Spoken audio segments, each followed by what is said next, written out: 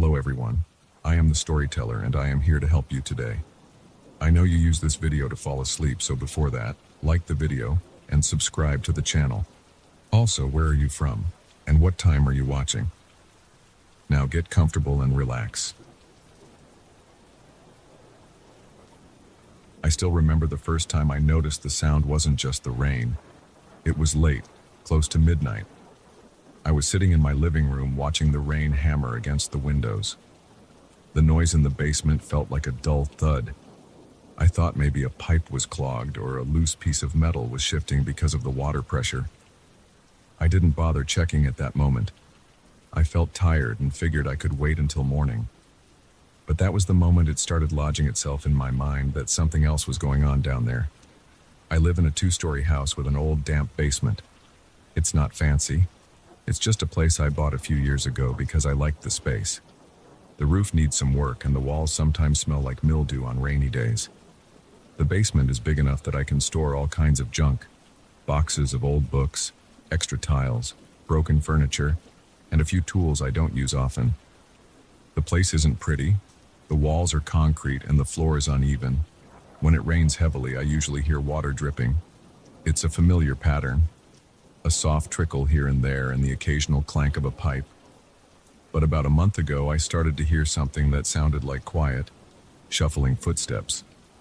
At first, I told myself I was just tired, or that the acoustics in the basement were playing tricks on me. Sometimes water drips in an odd rhythm. But every time the rain came, those footstep sounds returned. They weren't loud. They were more like gentle taps, as if someone was stepping carefully on the concrete floor, trying not to make noise. That's how it felt. I tried to dismiss it, but it stayed in my head. One night I decided to check it out. The rain was coming down hard. Thunder rumbled in the distance, and the wind rattled the shutters. I grabbed my flashlight from the kitchen drawer. My heart was pounding even though I kept telling myself there was no reason to panic. I was just going to walk down the basement steps, shine a light around, and make sure nothing was out of place. If I'm being honest though, my hands were shaking when I opened the basement door. My basement has a narrow staircase with a single light bulb at the top. That bulb flickers sometimes because the wiring isn't great. I stepped onto the first stair, and the wood creaked under my weight. The damp smell of concrete and old cardboard boxes hit my nose right away. The air felt colder than usual. I tried to breathe slowly. The flashlight felt slippery in my hand, and I had to keep readjusting my grip. I reached the bottom step and looked around. My eyes scanned the shelves, the stacks of boxes, and the old furniture I'd piled up against the far wall. I stood there for a moment, waiting for another sound. Rain dripped through some crack in the foundation, producing a steady tapping noise.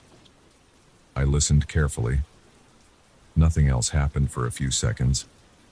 Then I heard a faint shuffle behind one of the metal shelves on my left. My skin prickled. My throat went dry. I aimed my flashlight in that direction and moved forward. The shelves cast long shadows on the wall. I walked around the side of the shelf, shining the light across each level. There was nothing unusual there, just dusty boxes, some old cans of paint, and a few rusty tools. I stayed there, waiting, listening for any other noise. My breathing felt too loud. My heart was beating so hard I could feel the pulse in my ears. But I didn't hear anything else. I checked behind the shelves, in the corners, and even behind an old dresser I'd propped up against the back wall.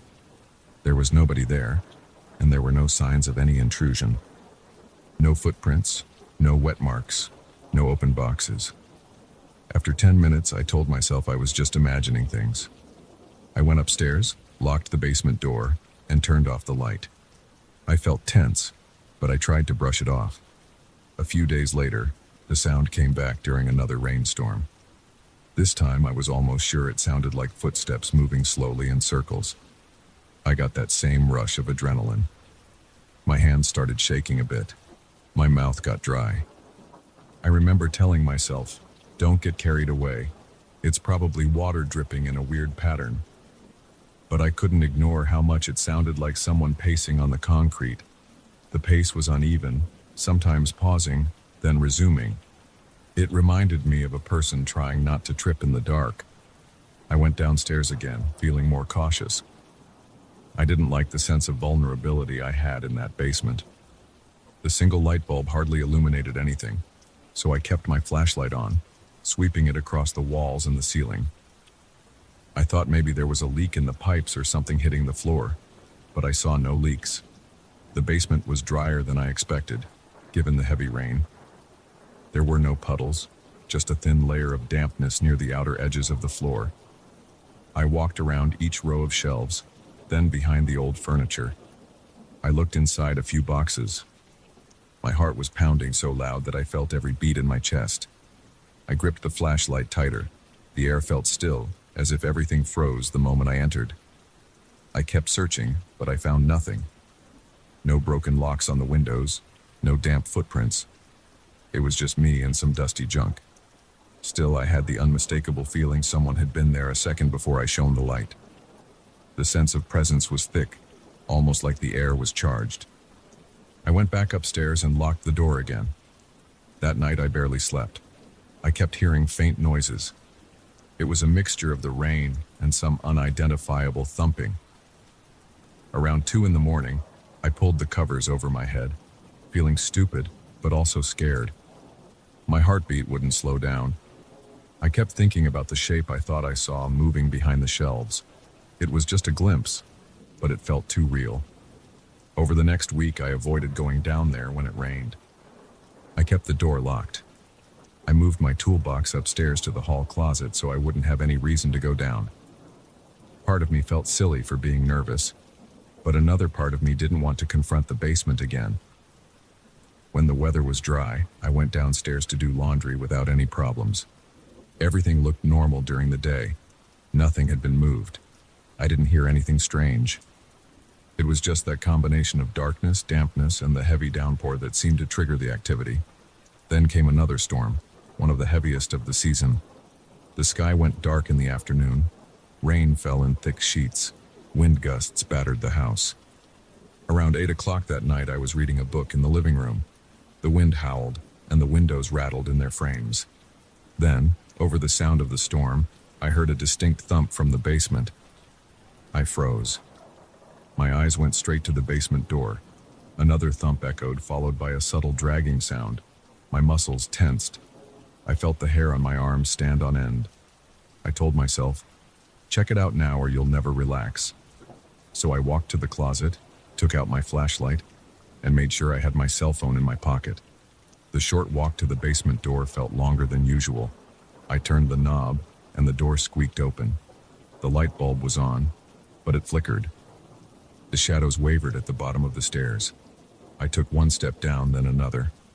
The smell of damp concrete and dust surrounded me. I held the flashlight up, scanning the space. I reached the basement floor and paused. The air felt colder than the rest of the house. My skin tingled. I heard another shuffle coming from the far corner, near an old armoire I'd stored against the wall. My brain went into overdrive. I thought maybe an animal got inside, like a raccoon or a possum. That would be odd, but not impossible.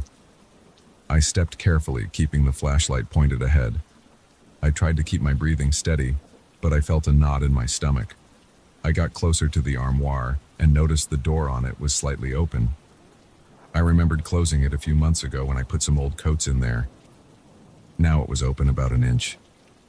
I took a deep breath and reached out, grabbing the door. I yanked it fully open in one swift motion. The flashlight beam landed on a couple of dusty coats and a stack of folded blankets. Nothing moved. I pushed aside the coats, checking for any animals or anything else that could explain the noise. I found nothing. A sudden thump sounded from across the room. I spun around, heart pounding. The noise came from behind a tall metal shelf. It sounded like someone hitting the shelf with a fist.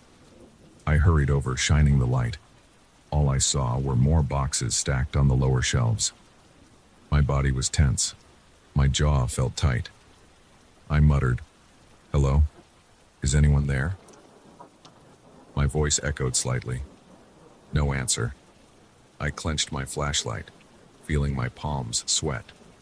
I kept walking, checking every corner. I looked behind a big wooden table between the washing machine and the dryer, and near the old furnace in the back. The basement lights flickered again, giving me a split second of darkness. During that moment, I heard another shuffle, but I couldn't pinpoint the direction. When the light came back on, nothing had changed. I stood still listening.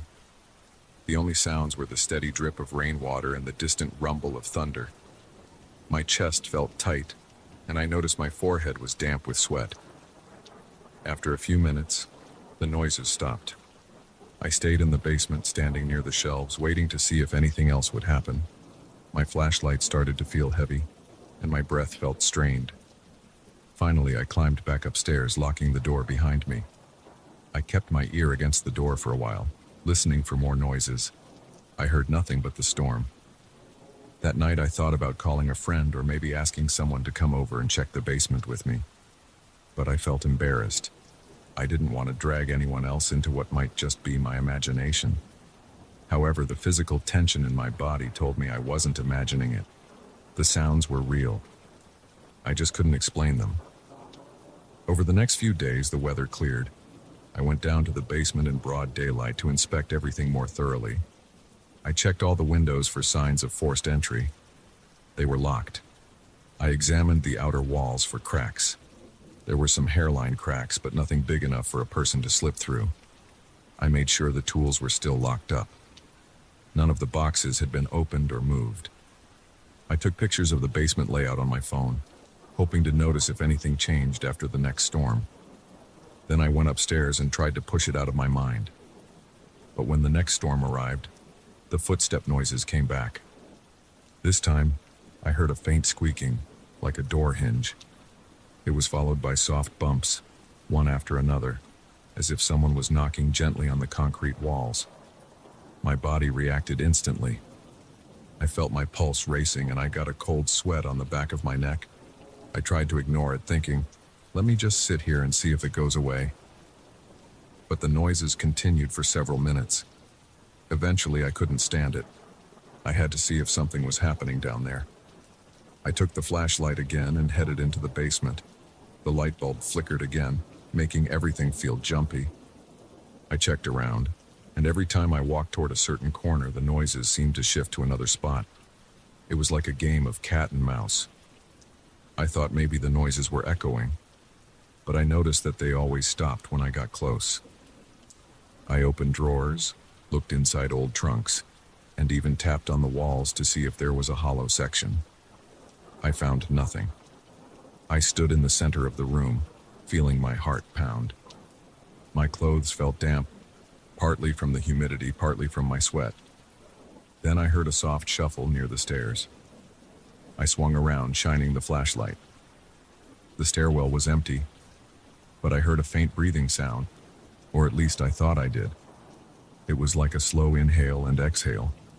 My hands started to shake again, and I gripped the flashlight so hard my knuckles ached. I walked to the stairs. The sound stopped. I aimed the flashlight at each step, then the small space under the stairs where I keep some paint cans. No one was there. I stood there, feeling my chest tighten. I could hear my own breathing. The basement door at the top of the stairs was half open, letting in a weak slice of light from the hallway. I climbed back up, shut the door firmly, and locked it. My body was trembling. My forehead was dripping sweat. My legs felt shaky. After that night, I started going downstairs less and less. I told myself I would only go in the daytime to do laundry or grab something if I absolutely needed it. Even in daylight, I sometimes heard a faint shuffle when I was down there. It wasn't as intense as when it rained, but it was enough to keep me on edge. Each time I checked behind shelves and inside boxes. I never found any intruder. There were no footprints or water trails that would indicate a person walking around. But the feeling of a presence never left. Now, whenever the sky darkens and I see the forecast calls for heavy rain, I feel my stomach clench. I've tried playing music loudly to drown out the basement sounds, but that doesn't stop me from imagining it. At night, when the storm is pounding the roof, I sometimes hear those slow, deliberate footsteps below. They come and go, with pauses in between. Sometimes it sounds like pacing. Other times it's just a single thump, like a footstep with a short pause afterward. I check my locks every night. The windows in the basement stay shut and my tools are secured. I haven't seen any evidence of a break-in or an animal living down there. But the noises continue, always coinciding with the rain. I still feel that tension in my body whenever I hear them. My shoulders tighten and my heart races. Every time I try to investigate, I find no one. Yet the chills never stop. Each time I walk down those steps, I feel like someone is watching me from just out of sight, moving behind a shelf or slipping around the corner. I can't see them, but I sense them there, waiting for me to leave so they can resume their slow walk across the basement floor. I wish I could explain it, but I can't. I only know that every rainy night, the footsteps return, and every time they do, my skin crawls. That's my story. I've been living with these strange basement sounds for a while now. They haven't gone away, and I've stopped trying to convince myself it's just in my head. Something is causing those footsteps. I haven't seen any shape or person clearly, but I've caught glimpses of a blurred figure darting behind furniture. The presence feels unmistakable. Whenever I turn on the light and aim my flashlight, it disappears or goes silent. Then, as soon as I let my guard down, the noises start again. I don't know if I'll ever get a definitive answer. I've considered hiring a contractor to check for structural problems or hidden spaces, but I keep putting it off. Maybe I'm afraid of what they might find. For now, I live with it. On stormy nights, I sit in the living room, keep the basement door locked, and try not to let the tapping and shuffling sounds get to me. Sometimes I turn up the TV or scroll through my phone to distract myself. But deep down, I'm always aware of that presence beneath me, walking on the damp concrete, stirring up fear in the darkness. And that's how it remains, night after night, every time the heavy rain hits the roof.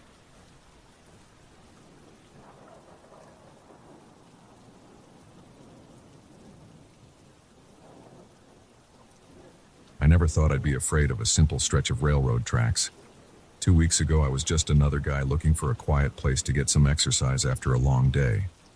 Now I can't get those noises out of my head. Every time I close my eyes, I hear that metal scraping and that heavy creak echoing in the back of my mind. It makes my stomach clench. I can feel the tightness in my chest when I remember what happened that night. I want to push it all aside, but I can't. I live in a small town surrounded by fields and a thin strip of woodland. We have an old railway that cuts right through the outskirts. It used to run freight trains a long time ago, but the line got deactivated years before I moved here. Most of the tracks are still in place, though. You can see patches of rust where the rails catch the sunlight. The railroad ties are half buried in dirt and weeds in some spots. A few abandoned freight cars sit further down past a bend, locked behind a dented chain-link fence. Everyone in town says those cars are empty, just metal shells collecting dust. Some folks like to poke around that area during the day, but I rarely see anyone there at night. I started walking or jogging along the tracks about 3 months ago. At first, I picked that route because it was flat and mostly clear, aside from a few fallen branches. It also felt more private than walking around the well-lit streets near the town center. When the sun sets, that whole area goes dark. There's only one street lamp near the crossing, and it's pretty dim. I liked the quiet. My mind would drift while I paced myself. Sometimes I'd do a light jog, other times I'd just walk. I'd listen to the crunch of my shoes on gravel, or the slight squeak of my sneakers on metal. It felt good, peaceful, in a strange way. Around 2 weeks ago, I noticed something off. I was in the middle of my routine, light jog, nothing special, when I caught a faint screech. It sounded like metal scraping on metal. A second later, I heard a heavy groan, almost like an old hinge moving under stress. I stopped running. I looked around. I used the flashlight on my phone to check the tracks ahead and behind. I didn't see anything. The trees were motionless. The air was calm. I thought maybe a piece of the old track had shifted under my weight, but I couldn't see any movement. I wrote it off as old, rusty metal. Maybe the temperature change was making it expand or contract. It could have been an animal stepping on a loose section. I didn't spend too long thinking about it. Over the next few nights, that noise came back. Each time it sounded the same, a soft scraping, like two pieces of jagged metal rubbing against each other, and then a deeper creak. Sometimes I'd stop dead in my tracks and hold my breath. I'd listen, waiting for a second round of sounds. Usually I'd hear nothing else. I'd shrug it off again and finish my walk. But each time, the hairs on my neck stood up. The back of my shirt would cling to my skin. I tried telling myself it was normal. An old railway has plenty of loose parts. Maybe the wind was pushing something around. I tried not to think too hard about it. 3 nights ago, I had a tough day at the office. I left work late around 11 p.m. By the time I changed clothes and got to the tracks, it was almost midnight. The moon wasn't out. I remember the sky being cloudy, no stars visible. The air felt a bit humid. I walked onto the rails and started my usual route. My phone flashlight only lit a small circle on the ground, so I kept my eyes on that spot. Every few steps I'd glance around. Everything was pitch black. The branches overhead made the darkness even thicker. I took a deep breath. The quiet felt heavier than usual. About 10 minutes in, that scraping sound started again. I froze and raised my phone. My heart began pounding as I turned around. I swung the light across the tracks. Nothing.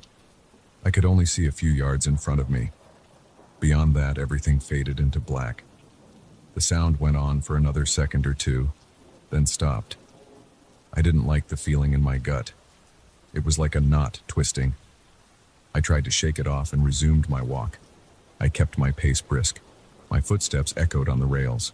After a minute, I heard it again, but louder this time. It was that same metal-on-metal scraping, but it sounded closer. Then came the creak. It was deeper, like a door hinge straining under heavy weight. I spun around again, shining my phone light toward the direction of the sound. I only saw the empty tracks. The darkness beyond was absolute. It reminded me of a black wall. I stood still, hardly breathing, waiting for any movement or shape. My pulse hammered in my ears. My arms felt cold and I could feel my shirt sticking to my back. But there was nothing to see. I told myself I was just jumpy. Maybe a wild animal was moving debris nearby. Raccoons or stray dogs sometimes wander around. Metal scraps or trash could make weird noises if kicked around. I tried to swallow my nerves and keep going. But the next time I heard it, it seemed to match my steps.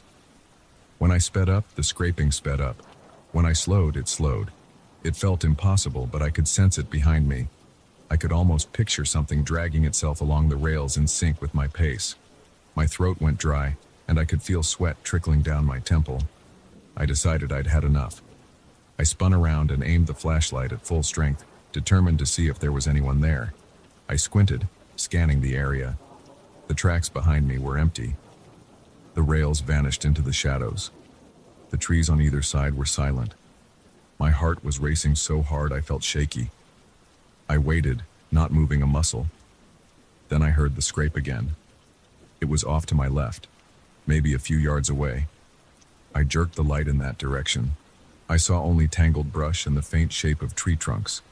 No eyes, no figure, no sign of an animal. My jaw tightened, and I realized my hands were clenched. Then that heavy creak came from behind me, near the tracks. I pivoted so fast I nearly lost my balance.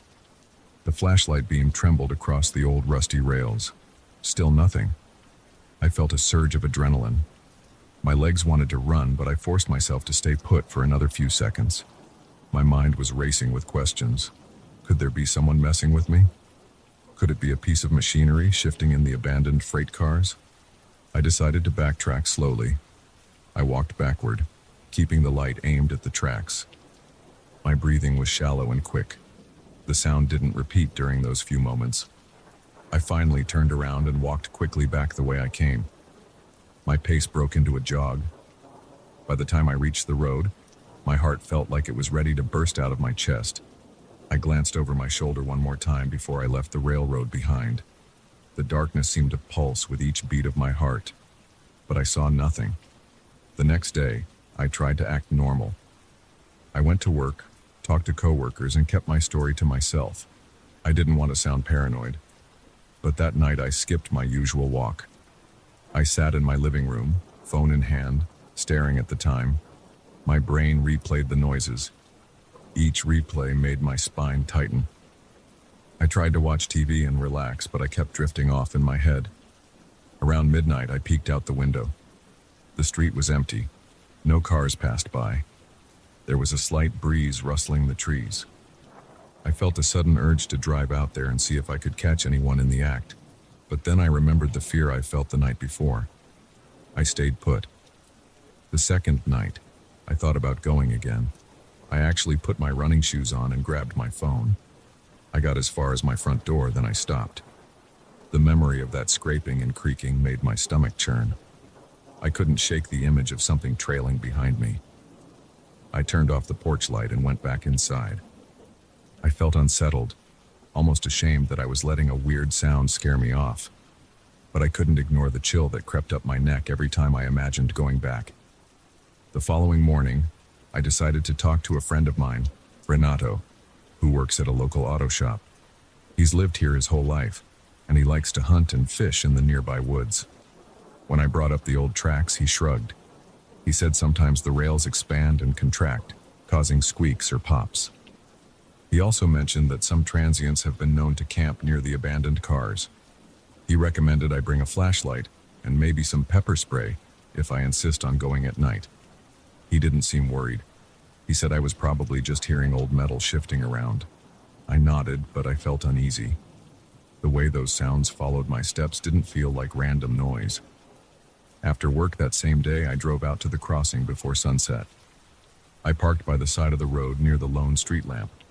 I wanted to check the tracks in daylight to see if there was any sign of tampering or footprints. The rails looked the same as always, rusty, with a few scattered rocks and broken branches. I walked down 100 yards or so, then back up the other side. I didn't see any fresh tire tracks or footprints near the soft dirt areas. There were some old beer cans and a couple of empty snack wrappers. Nothing stood out as suspicious. I kept expecting to see a broken piece of machinery or a bent section of rail, but everything looked normal. I felt a slight sense of relief seeing it in daylight. But as the sun sank lower, I noticed how quickly the shadows stretched across the rails. The moment the light began to fade, that uneasy feeling bubbled up again. It was the memory of standing there in the dark, hearing something creep closer. I told myself I'd leave before nightfall. I stayed maybe another 15 minutes just to be sure I hadn't missed anything. Then I got back in my car and headed home. Last night, I stuck to my decision. I didn't go near the tracks. Instead, I took a short run around a few blocks in the residential area. It felt safer. The streetlights kept everything in view. I passed the local bakery, the small church, and a row of closed shops. Everything was quiet, but in a comforting way. When I glanced at my phone, I noticed it was almost midnight. An image of the deserted railroad crossed my mind. My muscles tensed. I pushed the thought aside and ran back home. Now, I'm sitting in my living room again, staring at the clock. It's 10:45 p.m. The tracks keep calling to me in a strange way. Part of me wants to find an explanation, to prove it's just old metal or a person wandering around. But every time I picture myself standing there alone in the dark, I feel my palms start to sweat. My chest tightens. I hear the scraping in my head, followed by that dreadful creak. I can almost feel the rails vibrating under my feet. My breath comes in short gasps just thinking about it. I haven't told many people about this. I'm worried they'll say I'm overreacting. Maybe I am. But I've walked that line at night for months without any real scare until now.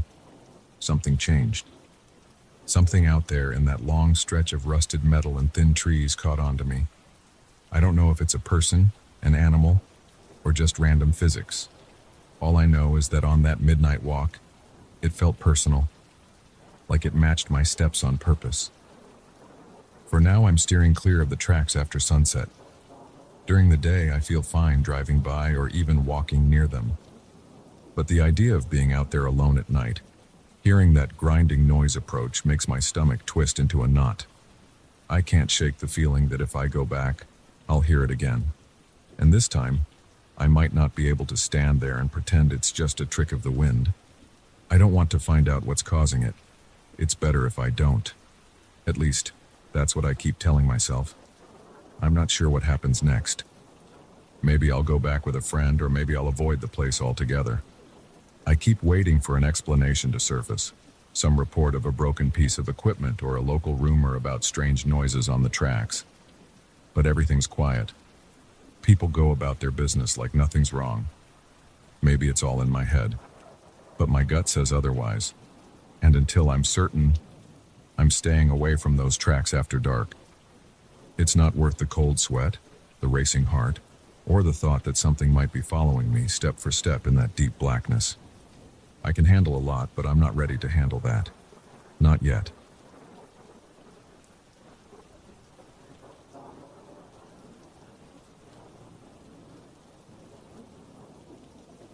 I never expected a quiet office building to make my heart pound at night. I always saw it as a modern, efficient place, with bright hallways and fresh paint on every wall. But there's something about those late hours that changes everything. When most people leave, the place turns silent and every small noise feels amplified. That's what got me. It was just another late night, until I heard those steps. My job involves a lot of paperwork and data entry. I work for a marketing firm on one of the top floors of a large commercial building. During normal hours, the office is never quiet. Keyboards click, phones ring, coworkers chat. You can hear the echo of conversation bouncing off the glass partitions. Once 8 o'clock rolls around, almost everyone heads out. I usually stay because I like to get a head start on reports for the next day. Sometimes it's just me and maybe one or two other people from different departments, but we rarely cross paths in those late hours. The cleaning crew comes in and does their rounds, but they're usually gone by 9. On that particular night, I was rushing to finalize a report. I needed to finish by the next morning, so I decided to stay until it was done. By around 8:30, I noticed how quiet the floor had become. I heard a distant hum from the air conditioning vents. That's normal around here, but everything else was still. I wasn't scared, just very aware of the emptiness. At around 9:15, I sat at my desk, typing the last few paragraphs of a project summary, when I heard footsteps outside my office. They were heavy, like someone in hard-soled shoes walking down the corridor. It came from the main hallway, the one that leads to the elevator bank. At first, I thought it was one of the night shift cleaning staff or a security guard. I paused and listened. The steps sounded uneven, like whoever was out there was in a hurry or limping. It was strange because I couldn't recall seeing anyone on the floor in the previous hour. Still, it wasn't impossible. People sometimes come in to grab something they forgot, or maybe a coworker decided to stay late too. I got up, walked to my office door, and checked the corridor. The lights were on, but they're always a bit dimmed after certain hours, almost like an energy-saving mode. There was no one in sight. The hallway has a row of tinted windows on one side, and on the other side there are offices and meeting rooms. There's nowhere obvious to hide and no reason for anyone to hide there in the first place. I took a few steps forward, looked left and right, waited, but saw nothing. I felt a little confused. I even called out, "Hey, anyone there?" My voice sounded too loud in the quiet hallway. I didn't get a response, so I shrugged it off, thinking maybe the footsteps came from the floor above or below. Sometimes sound travels in weird ways through the building vents. I went back to my desk and tried to focus on my work. After a few minutes, I heard those footsteps again. They sounded close, then faded like they were moving toward the stairwell. This time I paid attention to the direction of the noise. It was definitely coming from the corridor that leads to the emergency stairs. The steps were distinct, heavier than the usual shuffle of someone in sneakers. They had a firm, rhythmic pattern.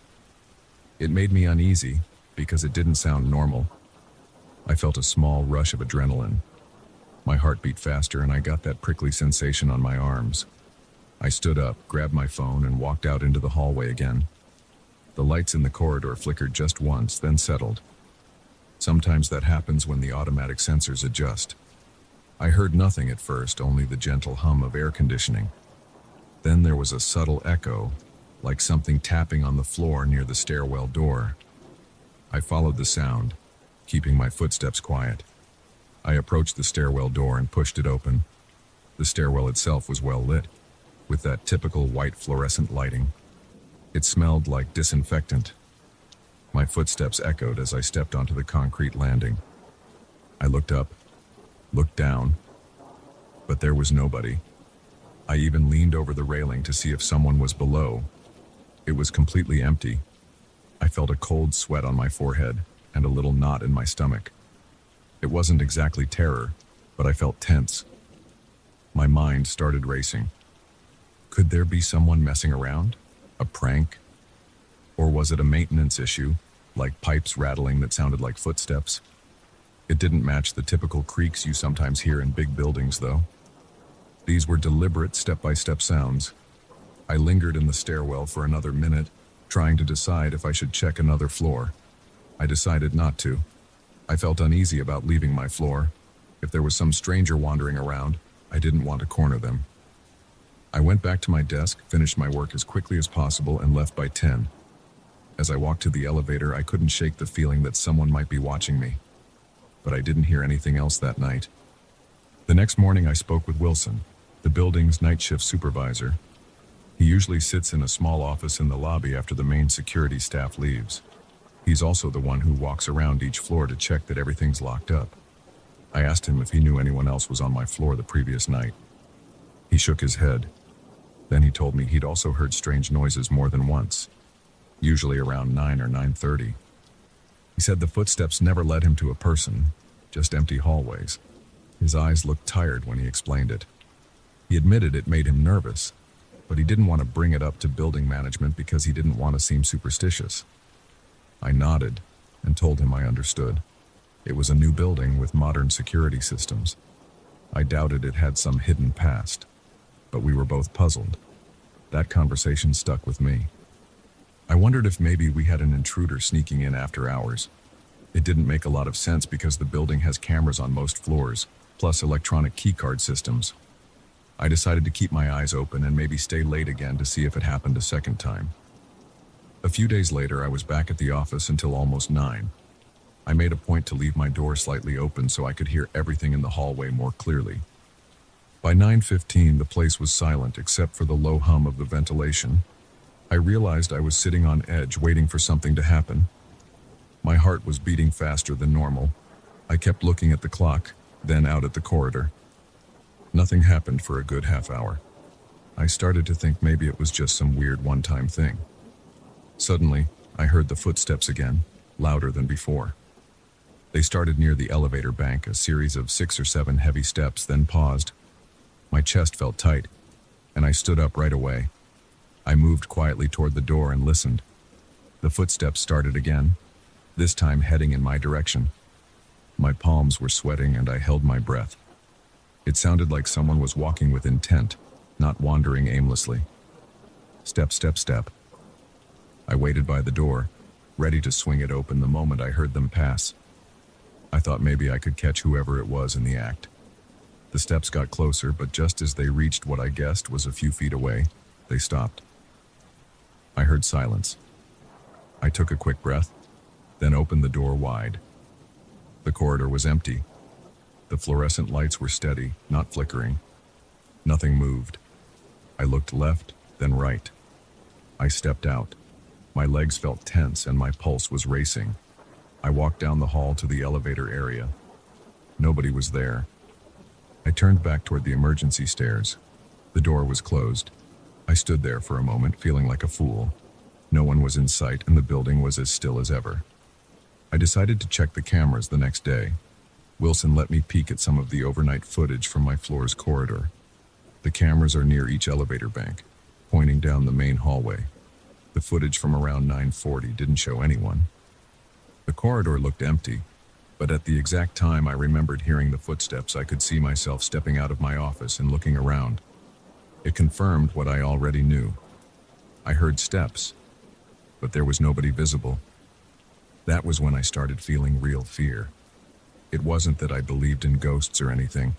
I just hated the idea that something didn't add up in a place I felt safe. The office was supposed to be predictable. It's the same environment every day. Yet now I felt a sense of dread whenever I considered working late.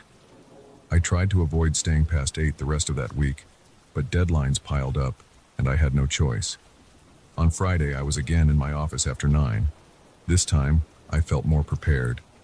I had Wilson's phone number in case I heard the footsteps again. Sure enough, around 9:15, I heard that same pattern of heavy steps. My throat went dry. I grabbed my phone and dialed Wilson. I whispered, "They're here." I hear them again. Wilson agreed to come up right away. He told me to stay calm and keep an eye on the corridor if I felt safe doing so. I walked to the door and stood there, phone in hand, listening. The steps echoed, moving away from my office, heading toward the stairs. The sound was crystal clear this time. No doubt about it. I swung the door open and took a few steps out. My heart pounded against my rib cage. I followed the sound until I reached the stairwell. I pushed the door open, again seeing nothing. While I was standing at the stairwell entrance, Wilson arrived through the elevator. I waved him over, and we both stood there, waiting for any hint of movement. We slowly walked down one flight of stairs, then went up one flight, checking each landing. It was empty. We glanced around corners, listened for doors opening. Everything was quiet. After a couple of minutes, we returned to my floor, feeling confused and tense. Wilson looked as rattled as I felt. We didn't see or hear another thing that night, but we both felt like something was off. After that, the footsteps became an ongoing topic between me and Wilson. We'd exchange glances in the lobby or in the elevator, and he'd give me a quick shake of the head if nothing weird had happened. If we did hear them, it was always around the same time. We started joking that the building had a 9 o'clock walker. But it wasn't funny. We both felt the unease in our bones. It never escalated to anything more than footsteps. No flickering lights beyond the normal sensor adjustments. No voices, no shadows. Just steps. Heavy, deliberate steps that vanished as soon as we tried to track them down. One night, Wilson tested an idea. He turned off the lights on my floor just before 9 to see if the darkness changed anything. We stood there with flashlights, waiting in silence. The corridor looked different in the dark, longer and more claustrophobic. My heart pounded harder because I couldn't see as well. We waited for about half an hour, but the steps never came that night. It was the only time we tried that, because it made us both uneasy to stand in the dark. We didn't prove anything, but it showed that the phenomenon wasn't predictable. I still don't have a final explanation.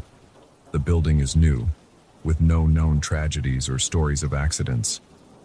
The owners pride themselves on having modern systems, strong security, and a clean record. Yet I can't ignore what I've experienced.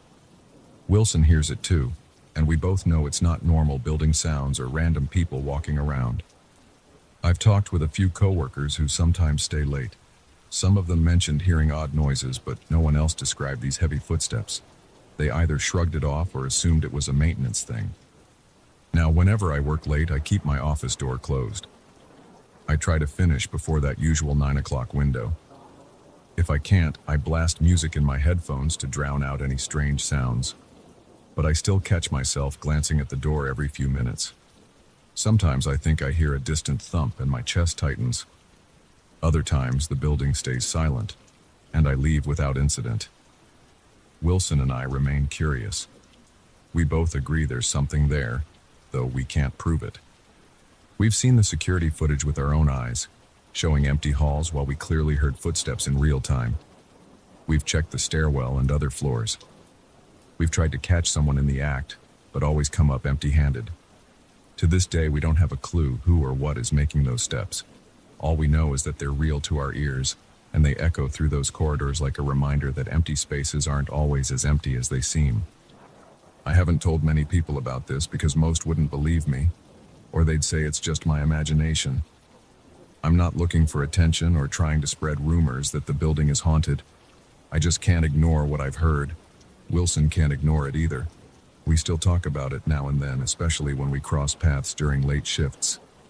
I'm aware that I might never get answers, but I know what I heard, and I know that silence sometimes hides things we can't explain. For now, I'll keep my office door closed, try to get my work done earlier, and let the footsteps wander the halls if that's what they decide to do.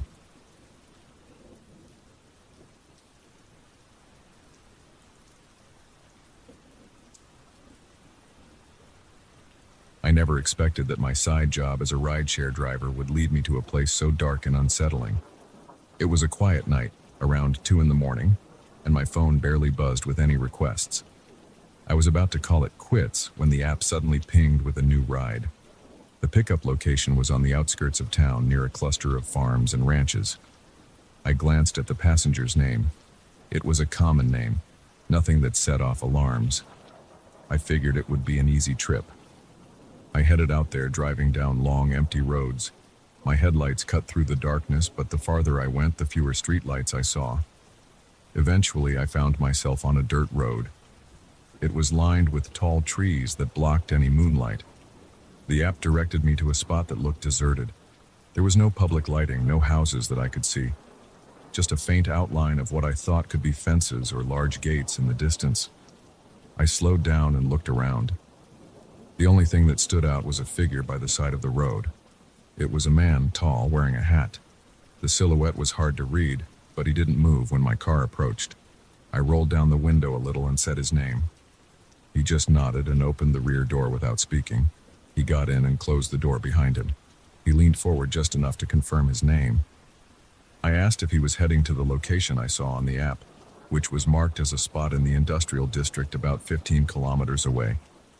He said yes. His voice was low and rough. I looked at him in the rearview mirror, but the darkness of the car made it hard to see his face clearly. He wore that hat pulled down, shading most of his features. I pulled away slowly, trying not to kick up too much dust on that dirt road. The quiet felt heavier than usual. Sometimes people are tired or drunk at this hour, but something about him felt different. It wasn't the usual vibe. He just sat there, staring out the window, barely moving. After a minute or two, I heard this faint mumbling coming from the back seat. I couldn't pick out any specific words. It sounded like a prayer or some sort of lament. He spoke so softly that it was almost just breath against the air. I glanced in the mirror, but I only saw the side of his face. It looked like he was focusing on something far beyond the glass. I tried to keep my eyes on the road, but my heart rate picked up. It wasn't a safe area to be distracted. The roads out there were winding, and the night was too dark to let my guard down. The app's GPS showed me the route, which ran through a few back roads before hitting a main highway. As we got closer to the highway, I felt a bit more relaxed. Streetlights started appearing, and I could see the reflection in my mirrors again. The man kept mumbling, sometimes stopping for a while, then starting again. I considered asking if he was okay, but I decided to keep quiet. I didn't want to pry or provoke him. I just wanted to get him to his destination and finish the trip. When we hit the main road, I noticed that his posture changed. He stopped leaning against the window and sat up straighter. He looked around like he was checking where we were. I asked if the route was correct. He nodded without speaking. The tension in the car felt heavy. I kept driving, following the directions on my screen. About 10 minutes later, we were close to the industrial zone. It was a big area filled with warehouses, some factories, and wide, deserted streets at that hour. Most places were closed, and only a few security lights glowed in the distance. The passenger shifted again. I heard the rustle of his clothing against the seat. We exited the main road, turned onto a side street, and he leaned forward again. He told me to keep going straight for a couple of blocks. I did.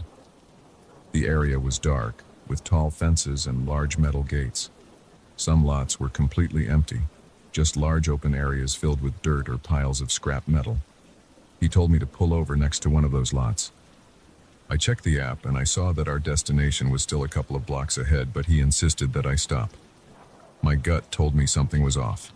I slowed the car and looked around. There were no lights, no buildings that looked in use, just that vacant lot with a gate that hung off its hinges. It looked like no one had been there in ages. I parked near the curb, leaving the engine running. He sat there for a moment, not moving. I wondered if maybe he was in some kind of trouble or if he planned to meet someone here. My mind started racing with possible scenarios. Then he grabbed the door handle, paused, and opened the door. He stepped out slowly. It was quiet enough that I heard the crunch of gravel under his boots. The air felt cold against my arms, even though I had the heater on low in the car. Then he turned back, leaning down so his face was level with the open door. I could see him more clearly because of the dim glow from my dashboard. His eyes were darker than I expected. They didn't reflect any light. He said, "Thanks for the ride, but this isn't where I'm supposed to stay." I froze for a second, not sure how to respond. He closed the door gently, not slamming it. Then he just walked off into that empty lot. The darkness swallowed him up. I didn't hear footsteps after a few seconds. He just disappeared. I stayed there, engine idling, unsure if I should wait or leave. My mind was full of questions. Was he meeting someone? Was he in danger? I looked at my phone. The app showed that the ride was still technically in progress since we hadn't reached the pinned destination. I waited a bit longer, maybe a minute or two, but nothing changed. No movement, no sound. Just the wind rattling that old chain-link fence. I decided to end the ride on the app myself. The system asked for a reason, and I just typed something about the passenger leaving early. Then I pulled away, checking my mirrors. The lot remained dark. I didn't see any movement or lights in the distance. I felt uneasy. My stomach felt tight, like a knot had formed there. My fingers were gripping the steering wheel a bit too hard. I drove a few blocks to get to a better lit street. I noticed my heart was pounding. My hands were a little sweaty. I didn't know why that situation had gotten to me so much, but it did. There's something about that man's voice, the low mumbling, and that final phrase, "This isn't where I'm supposed to stay." I replayed it in my mind while I navigated back to the highway. It gave me chills. I kept checking my rearview mirror, feeling like I was being followed, even though the road behind me was empty. I tried to calm myself by putting on the radio, but it didn't help. I kept thinking that maybe I should have asked if he needed help, or maybe I should have refused the ride when I saw how strange the pickup location was. But I had no reason to do that at the start. He was just another passenger, or so I believed. Back on the main highway, I headed towards the city center. The streetlights felt comforting, and I passed a few convenience stores that were still open. I considered stopping, getting out, and grabbing a coffee or a quick snack just to ground myself. But I thought I might see something or someone that would spark my anxiety again. I decided to keep going. I checked the app to see if I wanted another ride. Part of me wanted to finish on a better note. Another part of me wanted to go straight home. I ended up going offline, not wanting to risk another odd ride that night. My mind was still stuck on that passenger. The tension in my shoulders lingered. As I drove toward my apartment, I noticed every shadow on the sidewalk. I stared at people waiting at bus stops, wondering if any of them had that same quiet stance he had. My thoughts kept jumping to the possibility that he was in some serious trouble. His voice sounded pained, and I had no idea what he was mumbling. It could have been anything. But I also reminded myself that some people just have a different way of being. Maybe he was lost or confused, or maybe he had personal issues I didn't understand. I finally parked in my usual spot near my building. The lot was empty at that hour. Normally, I'd just head straight upstairs and forget about it. But that night, I sat in my car for a while. I looked around to make sure no one was approaching. I turned off the engine and listened to the ticking sound it made as it cooled down. My hands were still shaking. I clenched them a few times to settle my nerves. Then I stepped out, scanned the area again, and hurried to my building's entrance. The hallway was quiet. The elevator light flickered a bit. Once inside my apartment, I locked the door immediately and double-checked it. I kicked off my shoes and turned on every light in my living room and kitchen. I tried to brush off the feeling that I brought something strange home with me. My phone buzzed. It was the rideshare app. A notification asked me to rate my last trip. I stared at my screen, not sure what to put. The man didn't do anything wrong in the literal sense, but the entire ride was unsettling. I ended up giving him 5 stars, mostly because I didn't want to invite any trouble. I put my phone face down on the table, then went to the fridge for some water. I drank half the bottle in a single go. My throat felt dry, and my chest felt tight. Usually, after a weird interaction, I can shake it off. This time, the heaviness stayed. I didn't want to think too hard about it, but my thoughts kept going back. His words repeated in my head. I pictured him stepping out into that dark, empty lot. I tossed and turned for at least an hour before I could fall asleep. The next day, I tried to put it behind me. I had a normal shift at my full-time job, but little moments reminded me of the night before. Anytime I saw someone wearing a hat or walking alone, it triggered that memory. I told a few coworkers about it, but I kept the story short. I said I had a weird passenger who made me uneasy. They just laughed it off, saying that's part of the gig. That evening, I opened my rideshare app again. I looked at the trip history and found the record. The name was there, along with the pickup coordinates. I noticed that the drop-off location didn't match where I stopped. He got out earlier. There was an option to report an issue, but I couldn't think of a specific violation. Nothing technically happened that would go against the rules, except the fact that he picked a strange place to leave. I closed the report screen. My friends sometimes tell me stories about picking up passengers at clubs or bars, dealing with drunks, or even getting stiffed on tips. But this situation felt different. It wasn't about money or safety in the usual sense. It was more like he didn't belong there or anywhere. The memory gave me a chill that I couldn't explain. Over the next week, I drove a few nights to see if I could shake the feeling. Most of my rides were normal people heading home from work or going to late-night hangouts. But every time I accepted a trip, I felt a quick jolt of anxiety. What if I got another passenger like him? What if I had to pick someone up from another dark, deserted stretch of road? One time, I did accept a pickup in a less populated area, and as soon as I arrived, I was reminded of that night. But the passenger was a woman heading to a relative's house. She was friendly, and the ride was uneventful. Still, my heart beat a little faster when I pulled up to her location. I realized that experience had changed the way I view my side job. I now think twice about going too far from well-lit city streets late at night. I still need the extra cash, but I pay closer attention to where I'm heading. If I see a pickup that feels too remote, I hesitate. Sometimes I let it pass, telling myself it's not worth it. Even now, I can still picture that man's outline. Tall, hat casting a shadow, standing alone on a road with no lights. I can still hear his soft voice as he mumbled in the back seat. Words I couldn't make out. And I remember how he looked at me before he shut the door, thanking me and mentioning that he wasn't supposed to stay there. That last phrase sticks with me. I don't know what he meant. Maybe it was just his way of saying he had to keep moving. Or maybe he was on some private journey. I'll never know. But the whole thing rattled me. It reminded me that sometimes we don't get explanations. We just have these moments that make our skin crawl. We do our best to drive away and forget. I still check my rearview mirror a bit more often than I used to. I feel my muscles tense up whenever the roads are empty and the night seems too quiet. Part of me worries I'll see him again, standing in the same way he did that night. Another part of me hopes he's okay wherever he ended up. All I know is that night felt different, and it still does. The memory is sharp, even though nothing dramatic happened on the surface. I dropped him off, he walked away, and that was it.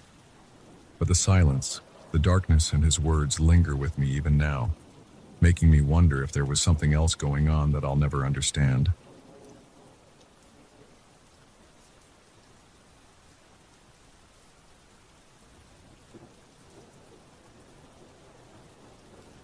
I've never been the type to scare easily, but something about those sudden bursts of light near the rocks got under my skin the first time I saw them. It was around 6:30 p.m. on a Thursday, and I was finishing my usual kayaking session in that quiet bay. The water was calm and there weren't many boats around. Then, out of nowhere, two bright flashes lit up the shore. They were quick and intense, like a camera going off. I glanced around for another kayak or a motorboat, but I didn't see anyone. I shrugged it off then, figuring it had to be some reflection or maybe a weird electrical phenomenon. That's how it all started, simple and shrug-worthy. But after a few more outings, I realized it wasn't going away. My routine remained the same for the next couple of weeks. Every afternoon, I'd drive about 40 minutes from my city to that secluded part of the coastline. I liked it there because it was quiet, and the water stayed mostly smooth. The drive itself was easy. I'd pass a few farms and a long stretch of open road. No traffic, no fuss. Then I'd reach the rocky shoreline where I always parked. I'd haul my kayak off the truck bed, set it in the water, and paddle out. I didn't see many people on a typical day. Occasionally, I'd spot one or two fishermen. Sometimes I'd see a family walking along the shore, but that was rare. The place had a lonely feeling that I usually enjoyed.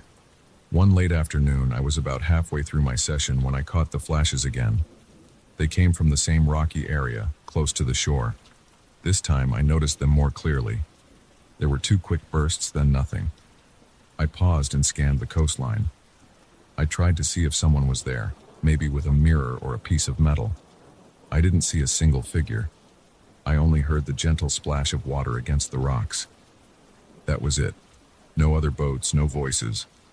I waited a minute, then continued paddling. By the time I got back to the truck, the sun was setting. I was drying off when I spotted a local fisherman who sometimes showed up around that time. He was sitting on a rock, packing up his gear. I approached him and asked if he had ever noticed weird lights near the rocks. He looked at me, tightened his lips, and said something along the lines of, "Occasionally, people do things out there." Then he went back to sorting his nets like I hadn't asked anything else. He didn't elaborate, and I didn't push it. But the way he spoke, it gave me a twinge of unease. People do things out there. That was all he said. And it felt like I was missing a big piece of the story. I started paying closer attention. Every time I went to the bay, I'd keep an eye on that rocky zone, especially around sunset. Sure enough, the flashes would pop up in short bursts. I tried timing them. Sometimes it happened right before the sun dipped below the horizon. Sometimes it was a bit later, when the sky was turning orange and pink. Always the same intensity, two bright flickers, one right after the other. The rest of the evening would stay dark and calm. I never managed to see who or what caused them. After a few days of this, I told myself I had to get a closer look. One Sunday, I decided to stay out there until full dusk. The idea made my stomach clench, but I needed to satisfy my curiosity. I loaded up my kayak around 4 p.m. and set out on the water. I paddled leisurely, killing time until sunset. The wind was mild, the waves were small. Everything looked normal. I saw the occasional seabird skimming the surface. Now and then a distant motorboat passed by, but never near those rocks. When the sky started dimming, I positioned myself near the coastline, not far from the rocks. I let the kayak drift. The tide was coming in a bit, causing my kayak to sway gently. The rhythmic motion usually relaxed me, but that day, I felt tightness in my chest. My pulse was a little faster than normal. I tried to stay quiet. I wanted to hear any movement or voices. But all I got was the steady sound of the sea washing up against the shore. Right when the sun was almost gone, I saw it again. Two bright flashes, low to the ground. They seemed to come from a small inlet between two large boulders. There was a narrow space there, maybe a few feet wide. I gripped my paddle, trying not to make noise. My heart thumped hard. Then the flashes stopped. I didn't see any beam of a flashlight or any reflective object afterward. I just saw those bursts and then darkness. I decided to approach. It was hard to balance, but I paddled slowly, aiming the nose of my kayak toward that narrow gap. The noise of water slapping against the rocks echoed around me. It felt colder, even though I knew the temperature hadn't changed much. I reached the spot where I thought the flashes came from. I looked around for any gear, maybe a camera tripod, a lantern, or anything else. The shore there was rocky, with small patches of sand. The boulders were damp and slick with algae. I saw no footprints or tools, no footprints in the sand at all. My breathing grew heavy because I knew what I saw. but there was no sign of anybody. I hovered there a couple of minutes. The sun was now just a sliver on the horizon. The sky was a mix of purple and orange, and the light was fading fast. I felt exposed and jumpy. Every tiny sound made me flinch. A seagull's cry made me jerk my head. A splash a few yards away made me tense my shoulders. I kept expecting a person to pop out or shine a light in my face, but it never happened. Eventually, I backed off, paddling away from the rocks. It wasn't until I was far enough into the open water that I relaxed a bit. I went home that night with an unsettled feeling. My gut told me something was off, but I had no evidence beyond those quick bursts of light. Over the next few days, I couldn't shake the urge to go back. I kept replaying the fisherman's vague comment. People do things out there. It played in my head like a warning or maybe a clue. I considered a dozen explanations. Maybe it was a couple of locals hunting for shellfish using signals so they wouldn't attract unwanted attention. Maybe it was some kind of smuggling operation. Maybe it was nothing illegal at all, just some kids messing around with signal mirrors. But each time, I remembered how my chest had tightened, how I had that sharp sense of unease. It felt bigger than a prank. The following weekend, I arrived earlier in the afternoon. I wanted to scout the shoreline in daylight. I walked along the rocks, searching for clues. My boots slipped a few times on the wet surface, but I kept going. At one point, I found a small patch of sand behind a boulder, partially hidden. It looked unremarkable, just some shells and seaweed. No footprints, no trash. The tide washed in and out. I waited there for about 20 minutes, listening. All I heard was the water lapping and an occasional distant gull. Then I walked up the slope to see if there was any trail leading to this spot from inland. I found a narrow path covered in thick brush.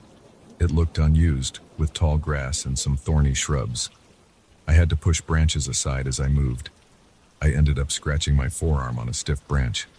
It stung and I felt blood trickle down a bit. I wiped it off with my sleeve. No sign of tire tracks or footprints. Nothing indicated frequent human activity. Everything looked quiet, almost abandoned. I kayaked again that afternoon, but I didn't see the flashes. That day, the weather was cloudy and it got dark earlier. I hung around the same area, but nothing happened. I felt a sense of relief, but also disappointment. Part of me wanted to see those lights again just to confirm I wasn't imagining things. A few days later, I talked to another local fisherman, an older man who was mending a net by a small shack near the parking area.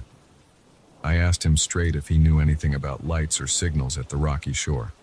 He gave me a blank look. Then he said, "Some folks come by at weird hours. Don't know what they do. They don't bother me, so I don't bother them." He wouldn't say more than that no matter how I prodded. His expression told me not to push further. I took a deep breath and decided I would do one more late stakeout. That next Sunday, I arrived at the bay in the late afternoon again. I paddled slowly, almost aimlessly, waiting for the sunset. Time dragged. My arms felt tired from the slow strokes. The sky was clear, and the breeze was mild. Around 5:30, a motorboat went by in the distance. I heard its engine drone for a while, then fade away. After that, it was dead quiet. I stayed near the rocky area, letting my kayak bob in the water. The sun sank lower, and I felt my chest tighten just anticipating the possibility of those flashes. Right around the same time as before, maybe 6:15 or so, I saw movement on top of one of the rocks. I leaned forward, squinting. The light was low, so all I caught was a dark shape. It looked like a person crouching, but I couldn't see details. My arms tensed. I gripped my paddle, feeling my heart thump harder. Then the shape shifted and vanished behind the rock. I didn't hear footsteps or voices, just the water sloshing. I tried to maneuver my kayak closer without making much noise. My hands felt sweaty and my stomach was in knots. Then it happened. 2 bright bursts of light. They were so intense that I instinctively shut my eyes for a second. When I opened them, I saw the outline of someone slipping behind a boulder. It was definitely a person, no question. I tried to call out. My voice felt strained. I yelled, "Hey!" No answer. I pushed my kayak in that direction. The boat rocked side to side. My thighs and shoulders felt tense, but I kept going. I drifted up close enough to see the wet rocks glistening in the low light. There was nothing. No sign of a flashlight, no reflective device. Just the rocks and a small patch of dark sand. I breathed hard, trying to steady myself. My pulse pounded in my ears. I waited, half expecting someone to jump out. Nobody did. After a minute, I heard a distant splash, like someone diving or wading. I whipped my head around, but only saw ripples moving away from the next cluster of rocks. It seemed whoever was there had slipped into the water and swum off, or maybe moved around the bend. I felt a surge of adrenaline. My muscles felt shaky, and my heart hammered so hard that it hurt. I yelled one more time. "Is anyone there?" Nothing but the gentle hiss of the sea. I stayed there for a good 10 minutes. Finally, I felt my nerves get the better of me. My legs were cramped from staying in the kayak for so long. My mind raced with questions. Who was that? Why the lights? What were they signaling? I had no answers. I was just a guy in a kayak, alone, feeling increasingly vulnerable as the sky went dark. I decided to back off. When I reached my truck, the beach was empty. No other vehicles, no campers, no hikers. I loaded my kayak with shaky arms. My breathing was still ragged from the tension. I glanced out at the sea once more before I got into the driver's seat. The tide had risen enough to cover the lower rocks.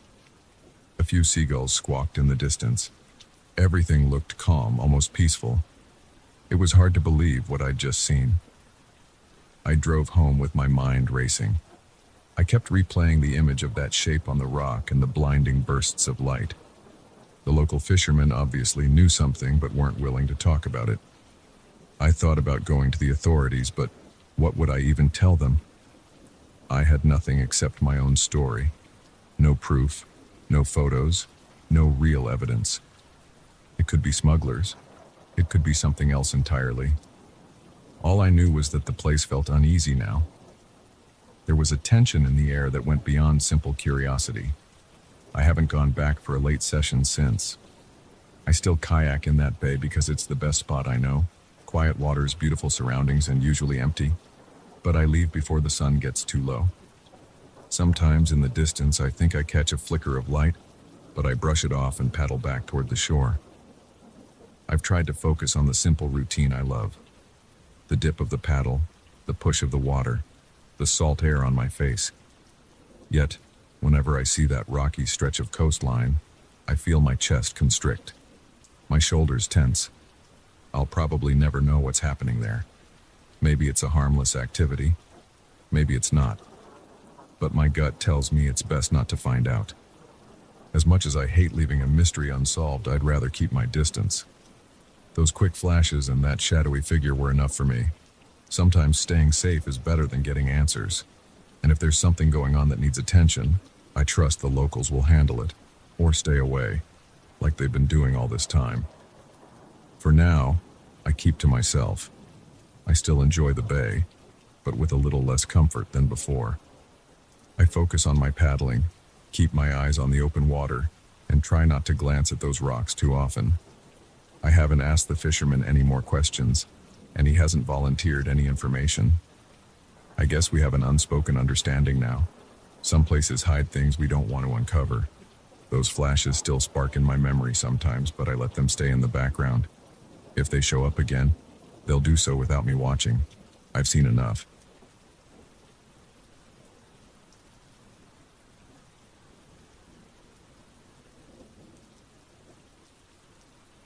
I still feel my stomach tense up when I think about those nights. I never thought I'd find something so unsettling in my own home. I always felt safe here. Now I feel like there's something else in this place that I can't explain. Sometimes I wonder if I'm just getting paranoid, but then I remember the sounds I heard. The keyboard shouldn't have made those noises on its own, yet it did, twice. And both times it happened right before midnight. I live alone in a small house with a dedicated corner for music. I turned a spare area off my living room into a tiny recording studio. It's not fancy, There are foam panels on the walls, a few guitars hanging on hooks, and some cables running across the floor. I keep a digital keyboard in there, plugged into a pair of speakers for easy use. I usually leave the keyboard on standby so I can jump into a quick session if I suddenly feel inspired. That's my routine. I don't like missing an idea when it strikes. About 3 weeks ago, I was in my living room watching TV. It was quiet except for the show I was streaming. No neighbors were making noise. It was around 11:50 p.m. I remember that time because I just checked the clock thinking I should probably head to bed soon. Then I heard these faint piano notes. They weren't coming from the TV. They were muffled but distinct. My ears perked up right away. I paused my show and listened. The sound came again like a short melody or random notes. I couldn't tell if it was somebody playing or something glitching. I got up and walked toward my studio. The door was shut, and I didn't see any light under it.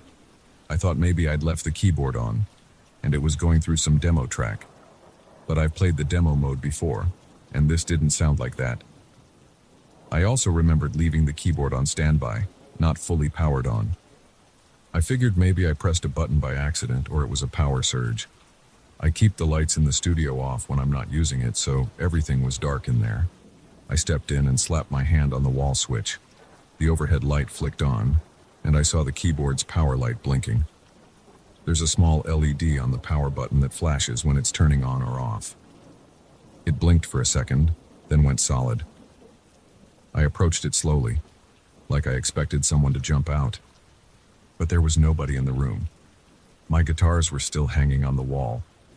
No one was behind my desk. The place was empty. The only sound I heard was the faint hum of my mini fridge in the corner. I checked the keyboard's display. It was fully powered, set to a standard grand piano voice. I tried to replicate the notes I'd heard, but I couldn't remember exactly how they went. It was a quick pattern of maybe 4 or 5 notes. The volume was turned down to a moderate level. Nothing looked out of place. I checked the cables. They were all in the right spots, not loose. I sat on the stool and pressed a few keys. The sound was normal, nothing strange. My heart was pounding a little, but I told myself it was probably just a random glitch. Maybe a voltage spike. But everything else in the house was fine. None of my lights had flickered. My TV was still on, paused. That didn't make sense.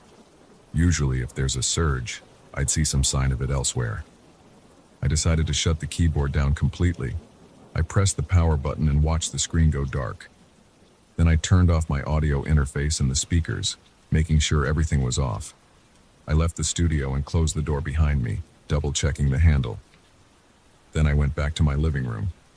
I tried to focus on the show again, but I couldn't get the sound out of my mind. It wasn't the first time I'd had technical issues, but this felt different. It felt like someone was playing just a few feet away, even though I was the only person in the house. I ended up going to bed around 1 a.m. that night, still thinking about it. The next day, I told a buddy about it. He said maybe it was the keyboard's built-in system glitching, or maybe a short circuit somewhere in the power strip. That made sense on a technical level, so I didn't feel too worried. But I still got a weird feeling recalling how it sounded. It wasn't random enough to be a glitch.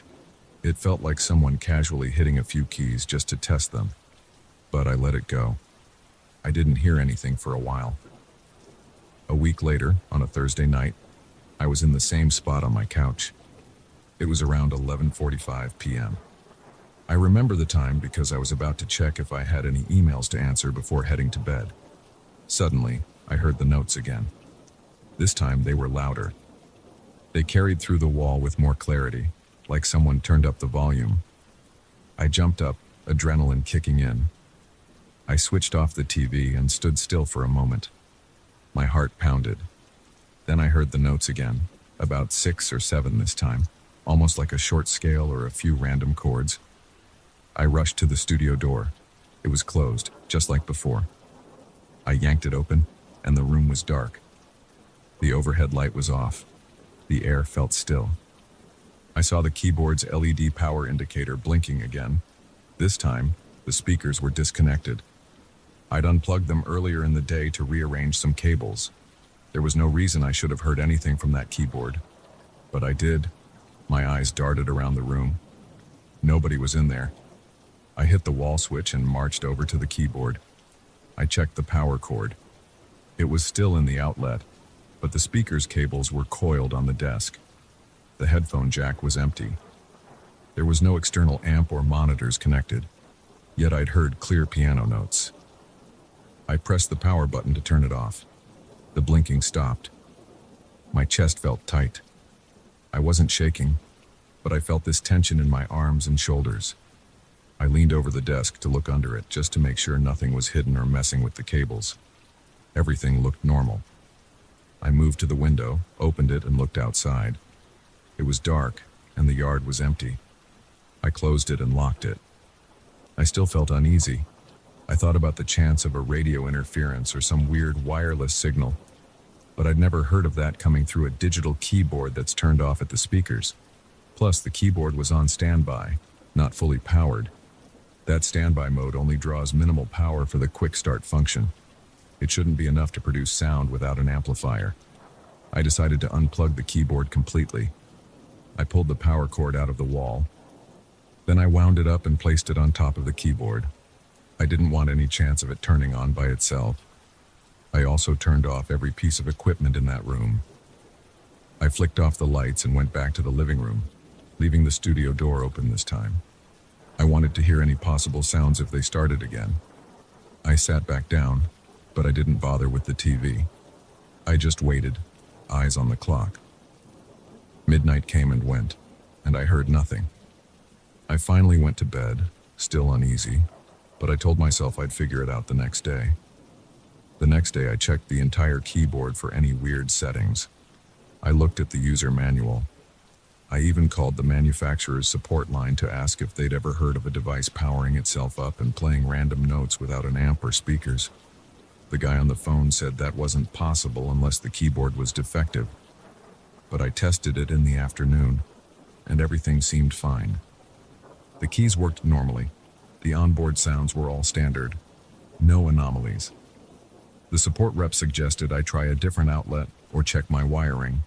So that evening, I moved the keyboard to a different corner of the room and tried another outlet. I plugged it back in, tested it, powered it down, and left it in standby. That night I sat in the living room again. The hours passed. I got ready for bed around 11:30 p.m., then sat quietly, waiting. Nothing happened. No strange notes. No blinking lights. I fell asleep on the couch around 1 a.m. When I woke up at 2:30 a.m., the house was silent. I felt a mix of relief and confusion. Maybe the problem was gone. Maybe it was just a fluke. But about a week later, the sound returned. It happened around 11:55 p.m.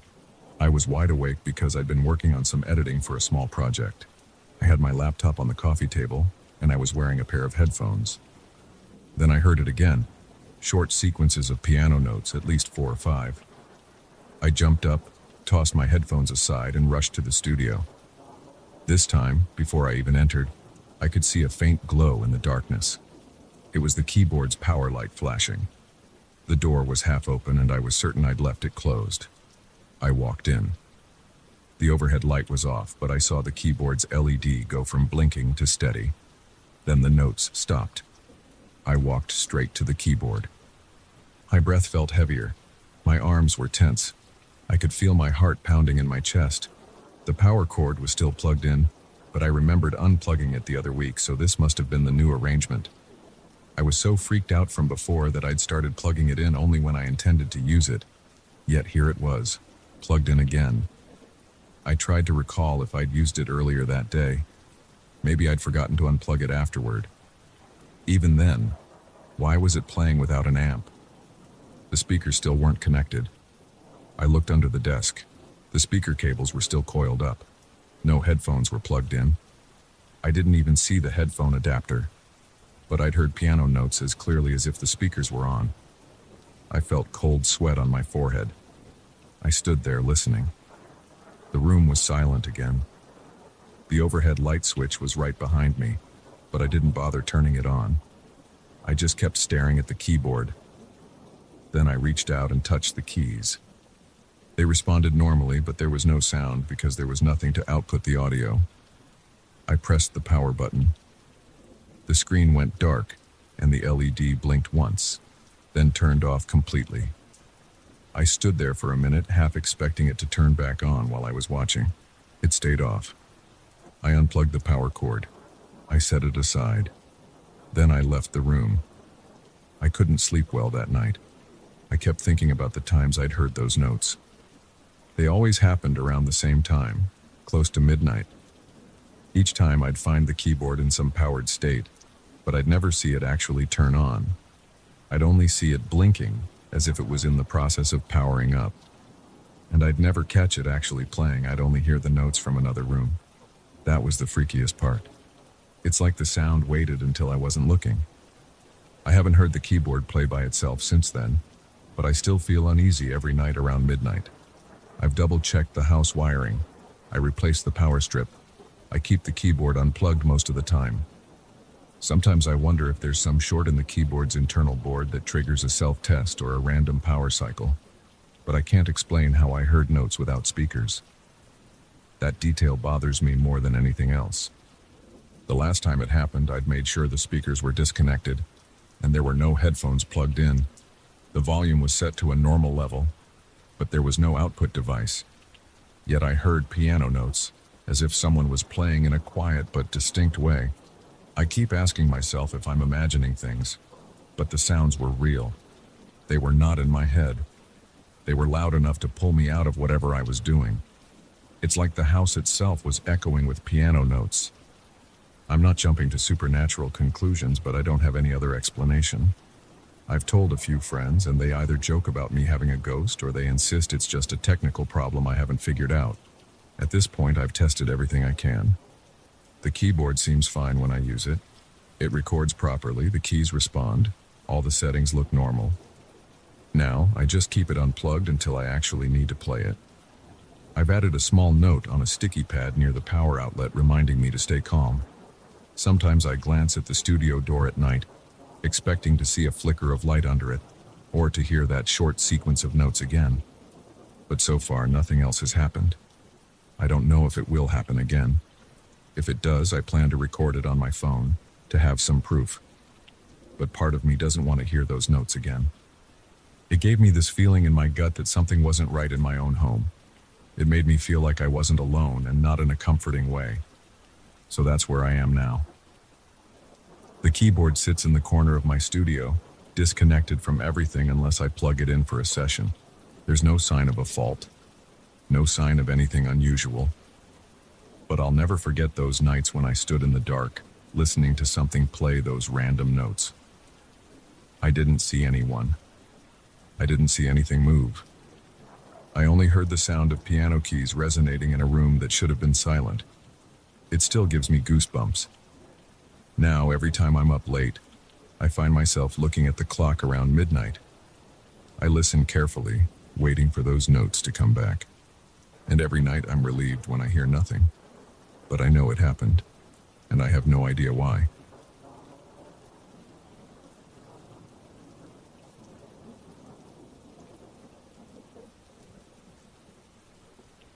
I never thought I would see footprints that made no sense. I was used to odd surprises in my backyard, fallen branches, broken pieces of gutter, old toys that washed in from somewhere else. But when I went outside that morning, I felt a chill run through my arms that had nothing to do with the leftover drizzle. I saw those long, deep impressions in the mud, and my mind started racing. They weren't mine. They weren't from any regular shoe. They looked like huge bare feet, but with an odd shape I can't fully explain. I stood there staring, and my stomach knotted up. I'll never forget how quiet everything felt as I looked at those marks. That was just the beginning. I live in a one-story house on a decent plot of land. The yard's mostly grass with a fence around it, and there's a simple concrete path leading from the front gate to the back door. It's not fancy, but I like the space.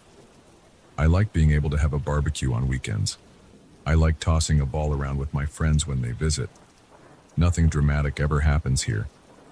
It's usually pretty calm, which is why those footprints caught me off guard. The night before, It had rained like crazy. The weatherman called it a major storm system. The wind whipped around the trees, and it sounded like the sky was tearing open every few minutes. I stayed inside. I didn't look outside much, I just heard the rain pounding on the roof. Occasionally, I peeked out the window. My yard looked like a small lake with water pooling in the corners, and the grass was almost entirely underwater. Around midnight, I decided to go to bed.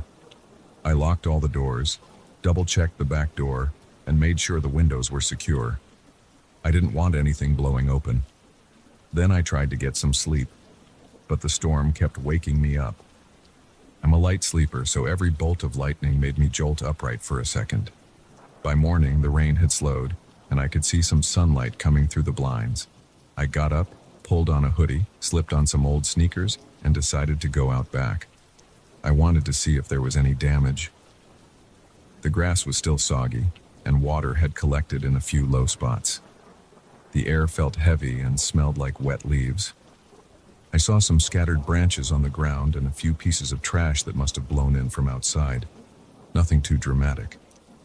Then I walked a little farther and noticed something in the softer part of the ground. They were footprints. They sank a few inches deep into the mud, spaced as though someone had walked carefully across the yard. But the shape was weird. Instead of a shoe outline, each print looked like a large, elongated foot. The toes weren't that defined, but I could see something that looked like an arch and a heel, bigger than mine by at least a couple of inches in length. My first thought was that someone had trespassed. But why would someone walk around my yard barefoot in the middle of a storm? I bent down to look closer. My heart thumped faster. I realized I couldn't see the tread of a sneaker or boot, and that made me uneasy. I could feel my breath tightening in my chest. There was a fresh smell of damp dirt in the air, and the prints glistened. They hadn't dried yet. It meant they were probably made after the storm had mostly passed, or at least when the rain started letting up. I stood up and scanned the yard. I didn't see any sign of a person. No coat or bag left behind. No footprints leaving through the gate. Then I checked the fence line. No visible damage. It wasn't knocked down or bent. I walked along the trail of footprints. They led from near the back fence toward the center of my yard, then stopped. Literally stopped. They didn't turn around. They didn't veer off. They just ended in the middle of the grass. I stood there, scratching my head, trying to figure out how that made sense. I looked in every direction for more footprints, but there was nothing. It looked as though the person had either stepped into a helicopter or had been picked up by something. But that idea sounded crazy. I felt a knot form in my gut. I rubbed my hands together, trying to stay calm. I decided to check around the house. Maybe the intruder walked around the side or tried to get into a window. But the ground on the sides of the house was also muddy, and I didn't see any footprints there. When I reached the back door, I noticed no scuffs or forced entry. I turned the handle. Locked, just like I left it. The windows were intact and nothing was broken. I felt a mix of relief and confusion. How could someone leave footprints and vanish like that? I went back inside. I set my shoes by the door because they were caked in mud, and then stood in the kitchen, thinking about what to do. My mouth felt dry, and I noticed my hands were shaking slightly. I poured a glass of water, but I could barely swallow. My mind was locked on those footprints. Who made them? Could it have been an animal? That didn't seem right. The shape and size seemed more human than animal. Could someone have used really weird shoes that mimic feet? I thought about it for a second, but I couldn't think of a reason for that. Plus, the prints looked too natural, like an actual foot sinking into the mud. I decided to grab my phone and take a few pictures for proof. I didn't want to ask for help without something to show. So I went back outside, snapping a few shots from different angles. I tried to put my foot next to one of the prints to compare the size. It was definitely larger. I felt uneasy just seeing the difference. Something about it made my skin crawl. It was like standing next to a puzzle I couldn't solve. I kept waiting for some logical explanation to pop into my head, but nothing made sense. After I took the pictures, I texted a friend of mine, Mark, who lives a few blocks away. I explained the situation briefly and asked if he'd come over. Mark is usually level-headed and good at figuring out problems. He also knows a bit about tracking from his time going camping a lot. About an hour later, he showed up with his truck. He came through the front gate, gave me a nod, and asked to see the footprints right away. I led him around back. He whistled when he saw them. He knelt down and pressed his fingers into the mud near one of the prints. I watched him check the depth and the distance between steps. He stood up and looked around. He walked along the prints, stopping where they ended. He rubbed the back of his neck. Then he turned to me. "This is weird," he said. "They're deeper than I would expect if it was a kid messing around, but maybe it's a grown adult pulling a prank." He didn't sound convinced. "The shape is really odd, and I don't see any exit prints. It's like they disappeared." I nodded and felt my throat tighten again. "That's what I thought. There's no sign of forced entry, no sign of anyone climbing out. They're just gone." Mark took out his phone and snapped some photos as well. Then he walked around the perimeter of the yard, checking the fence for gaps or loose boards. Nothing. He even looked for footprints outside the fence on the other side, but everything there was mostly dried up and we didn't see any tracks. We checked a few of the puddles, but only saw random debris and some silt. "This is bizarre," Mark said, coming back to stand next to me. "I can't see how someone just vanished. Did you hear anything last night? Any noise?" I shook my head. "Only the storm. And that was loud, so maybe I missed something, but I didn't hear voices or gates opening." He nodded. "Me neither. The storm woke me up too, but I just heard rain and thunder." We stood in silence for a while. My stomach kept twisting. My heart pounded. I felt a weird sensation at the back of my neck, like someone was watching us. I glanced around, but no one was there. The neighboring houses were quiet. I couldn't hear any dogs barking or see any curious faces peering over the fence. We went back inside. I offered Mark a beer, but he declined. I poured myself one anyway. I just needed something to hold. I couldn't stop looking out the kitchen window toward the spot where those footprints ended. Mark leaned against the wall and folded his arms. He asked if I wanted to call the police. I thought about it, but decided against it. I didn't have any evidence of a crime. There was no broken window or stolen property. It was just weird footprints. The police might not do anything about that.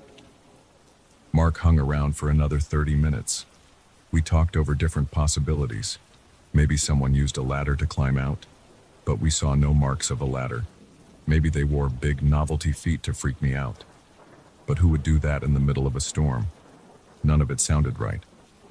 Eventually, Mark said he needed to head home.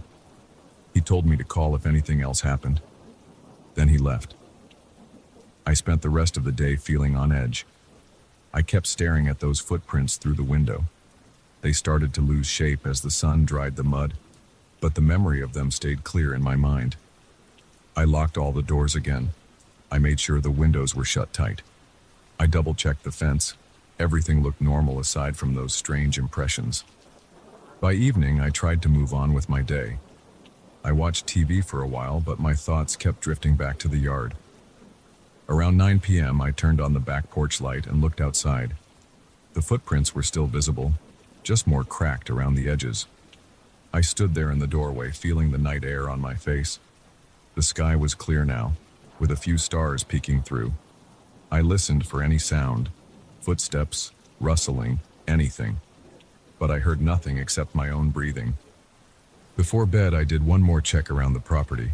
My footsteps sounded crunchier on the drying grass. I had a flashlight in one hand, just in case. The beam lit up the fence, the ground, the corners of the yard. I saw no fresh footprints. I felt a slight breeze on my arms. My heart pounded in my chest. I kept glancing over my shoulder, expecting something to jump out, but nothing did. Eventually, I went back inside, feeling a little foolish but still uneasy. That night, I slept lightly. Every time the house creaked, I woke up. I listened intently, hoping it was just the wind or the house settling. I tried to calm my breathing. My chest felt tight. My stomach churned a bit, and I couldn't stop thinking about those prints. Eventually, I drifted off, but my sleep was restless. In the morning, I went outside again. The muddy ground had hardened, leaving faint outlines of the footprints. They weren't as detailed as before, but they were still there. I walked around, hoping maybe I'd find something I missed, a piece of torn clothing, a dropped wallet, anything. I found nothing new. I felt my jaw clench. I realized I had no real answers. For the next few days, I kept checking the yard. I even asked a neighbor if they'd seen anything strange. They said no. They'd heard the storm, of course, but they didn't notice any late-night commotion. It became a kind of obsession for me. I'd look out the window multiple times a day. I kept expecting to see more footprints or someone creeping around, but it stayed quiet. It's been a while now, and I still have no explanation. The footprints eventually faded away as the grass grew back. But I can't shake the feeling that something odd happened. I never found any clue about how those tracks ended. I never found out who or what made them. Sometimes, especially after a heavy rain, I go outside first thing in the morning. I look for more of those strange prints. I check every corner of my yard. I stare at the fence line, waiting for a sign. Nothing new has appeared, but when I think about it, I still get that tightness in my chest. The idea of someone or something walking through my yard in the middle of the night and then vanishing into thin air bothers me. I tried to rationalize it. I've tried telling myself it's just a prank or some odd occurrence I can't fully grasp, but part of me remains uneasy. The fact that I never got closure leaves me with a knot in my stomach. And every so often I dream about those prints. I see them in the mud, and in my dream they don't stop halfway. They lead somewhere I can't follow. That's the story. It's just one of those things that happened and left me with more questions than answers. I wish I had a solid conclusion. But all I have are pictures of big, odd footprints that started and ended in my backyard after a stormy night. No explanation, no trail leading away. I haven't been able to solve it, and it still makes me look over my shoulder whenever I step outside, especially on rainy days.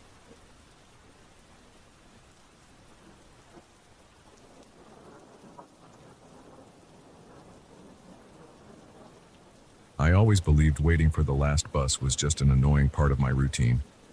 I used to think it was an acceptable trade-off for the overtime pay. That changed the night I first heard those voices. It was past midnight, and I was dead tired. My body ached from standing all day, and my eyes burned from staring at a computer screen. There was nothing romantic about that bus stop. It was a concrete structure with a slab overhead that offered slight shelter.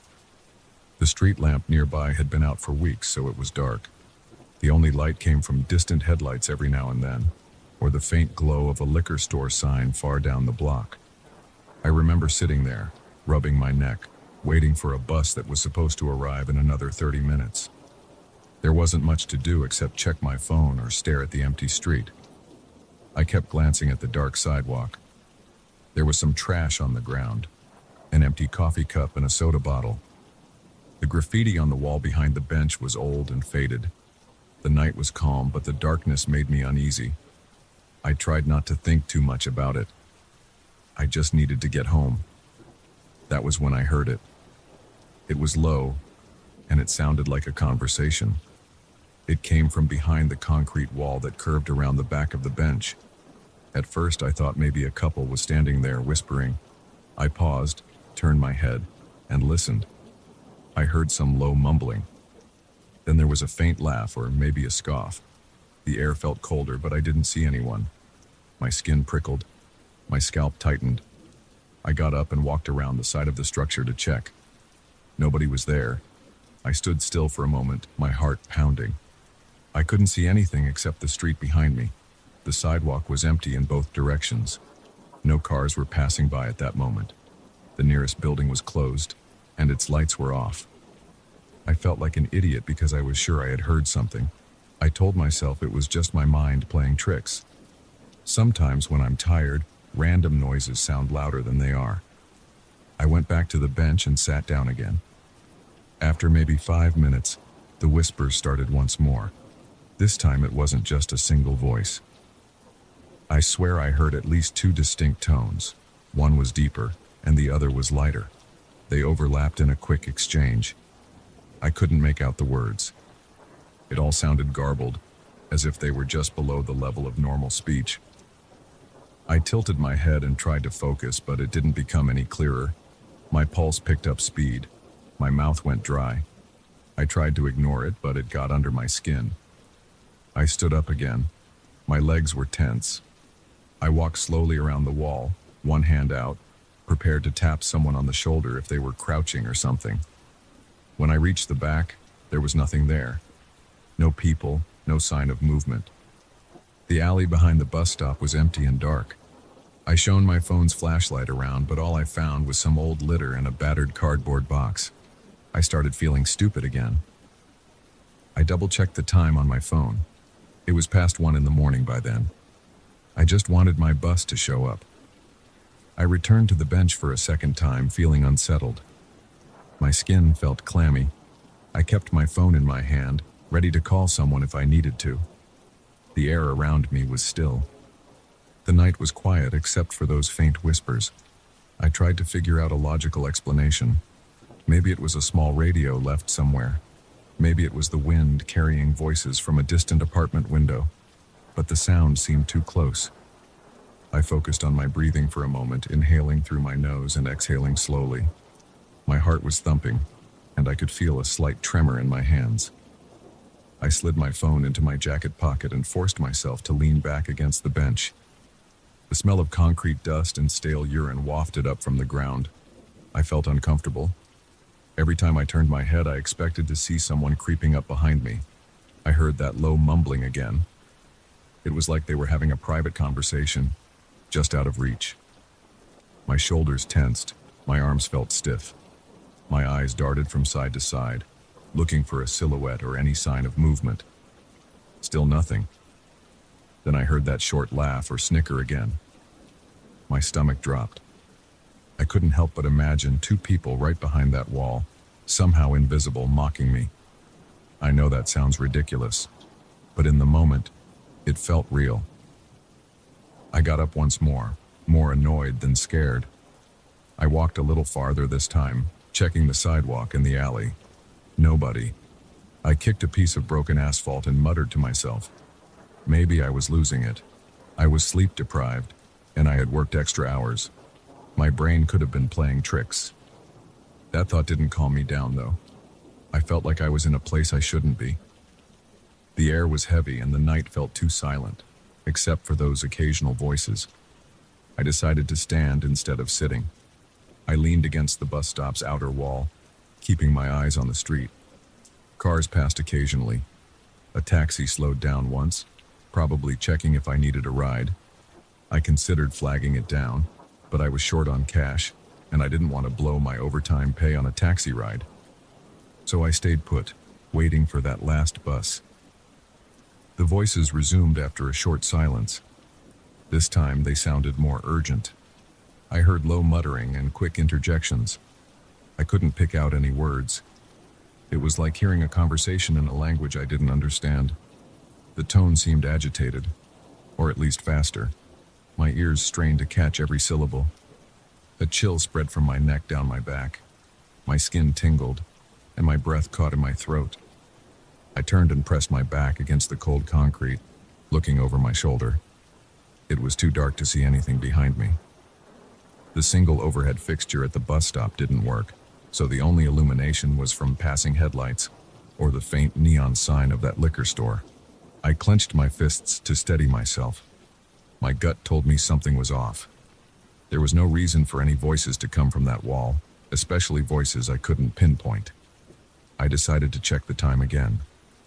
The bus was now 5 minutes overdue. My phone battery was at 20%. I felt my frustration mix with fear. I wanted to call someone just to talk, maybe a buddy or a family member, but it was late, and I didn't want to wake anyone. I stood there, shifting my weight from one foot to the other, tapping my phone against my thigh.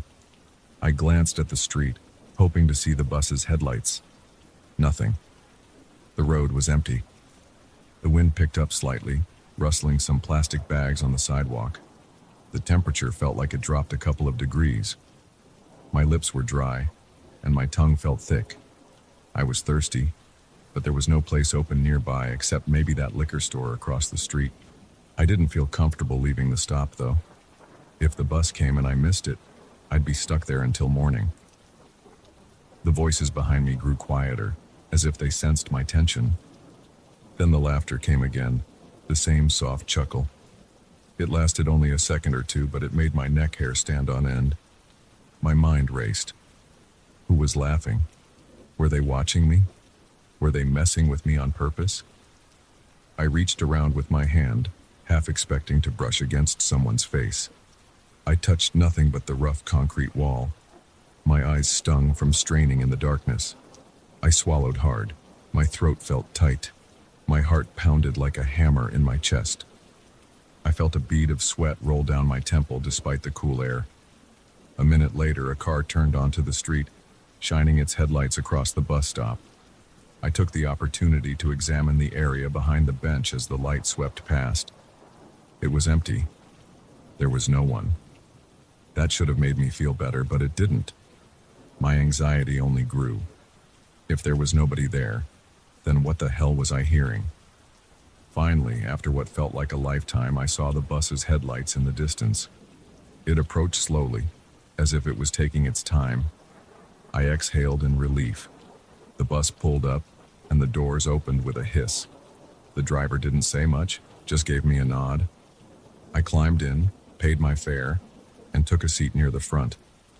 My body felt weak. I leaned my head against the window, letting out a long breath. The bus was almost empty. There was an older man dozing off a few seats behind me, and a woman in the very back reading something on her phone. The overhead lights buzzed slightly. I stared out at the dark street as we pulled away. My reflection in the window looked pale and tense. I tried to forget about the voices. I tried to tell myself I was just exhausted. But I knew something odd had happened. That was the first incident. The next few nights were normal. I caught an earlier bus and didn't have to wait.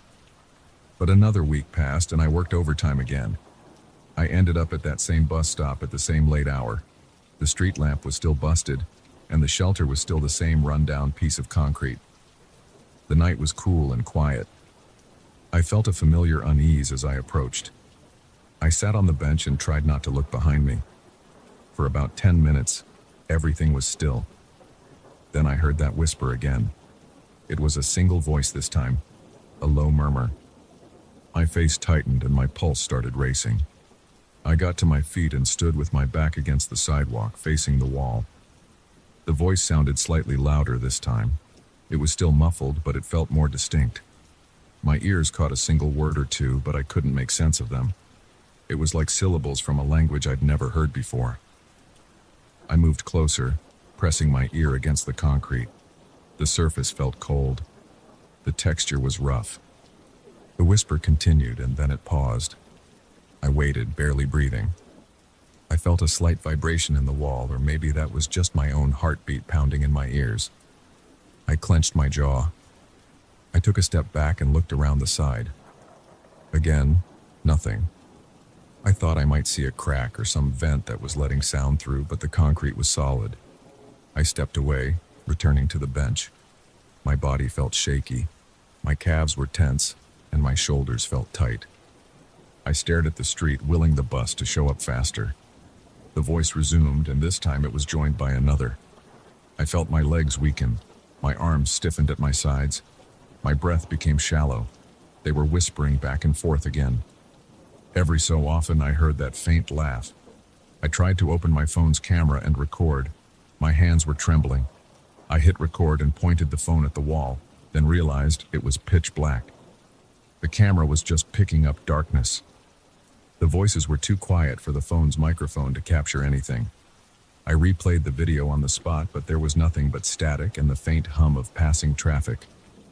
My stomach turned. I was both disappointed and relieved. Part of me wanted proof, but another part was afraid of capturing something I couldn't explain. My phone's battery indicator blinked at 10%. I shut off the screen to conserve power. I stood there, crossing my arms over my chest. My breath felt shallow, and my skin was damp with sweat. The bus was supposed to arrive in a few minutes, but I had no faith in the schedule anymore. I checked my surroundings, scanning for any sign of a person who might be talking. There was nobody. The street was deserted except for me. Then I heard a slight scraping sound, like something being dragged across the concrete. It came from behind the wall. I froze. My chest tightened. My eyes watered from not blinking. I didn't move. The scraping stopped and the whispers began again. I felt goosebumps erupt on my arms. My heart thudded so hard I thought my ribs might crack. I forced myself to step forward. I walked around the structure one more time, using my phone's flashlight to examine every corner. There was just concrete and some trash. I kicked an empty box aside. The scraping sound didn't happen again. I returned to the bench and watched the street. After a few more minutes of that unsettling whispering, the bus finally appeared. I flagged it down the moment I saw the headlights. The driver seemed half asleep. I got on, sat in the front again, and tried to control my breathing. The ride home felt long. My body was stiff, and I kept replaying the sounds in my head. Now it's become something I dread every time I have to work late. That abandoned bus stop is the only covered shelter on that route. I have nowhere else to stand during the long wait. Each time I end up there, I hope that somehow the voices won't return, but they always do. Sometimes they're light whispers. Sometimes they're more urgent. Sometimes there's laughter. I've never found the source, and I never see anyone, but I feel them. I can't explain it. I don't have a theory, and I don't bother guessing anymore. All I know is that when I sit on that concrete bench in the dead of night, something speaks behind that wall. I hear it. It's clear and unsettling. It makes the hair on my arms stand up, and it tightens my chest in a way I can't ignore. I keep going back because I have no choice. I need the job, and that's the only bus home at that hour. So I wait. I listen. I endure it. And every time I leave, I feel the weight of that stop lingering with me. I sit on the bus staring out the window, wondering if I'm just tired or losing my mind. But I know what I've heard. I can't unhear it. That's the truth about my late nights now. I've learned to accept it, even if it keeps me on edge until morning. I still hope they'll fix that street lamp and maybe clean up the bus stop, but until then it remains dark and empty. And I remain stuck with those voices that never show themselves, never explain themselves, and never leave me alone in that long stretch of night.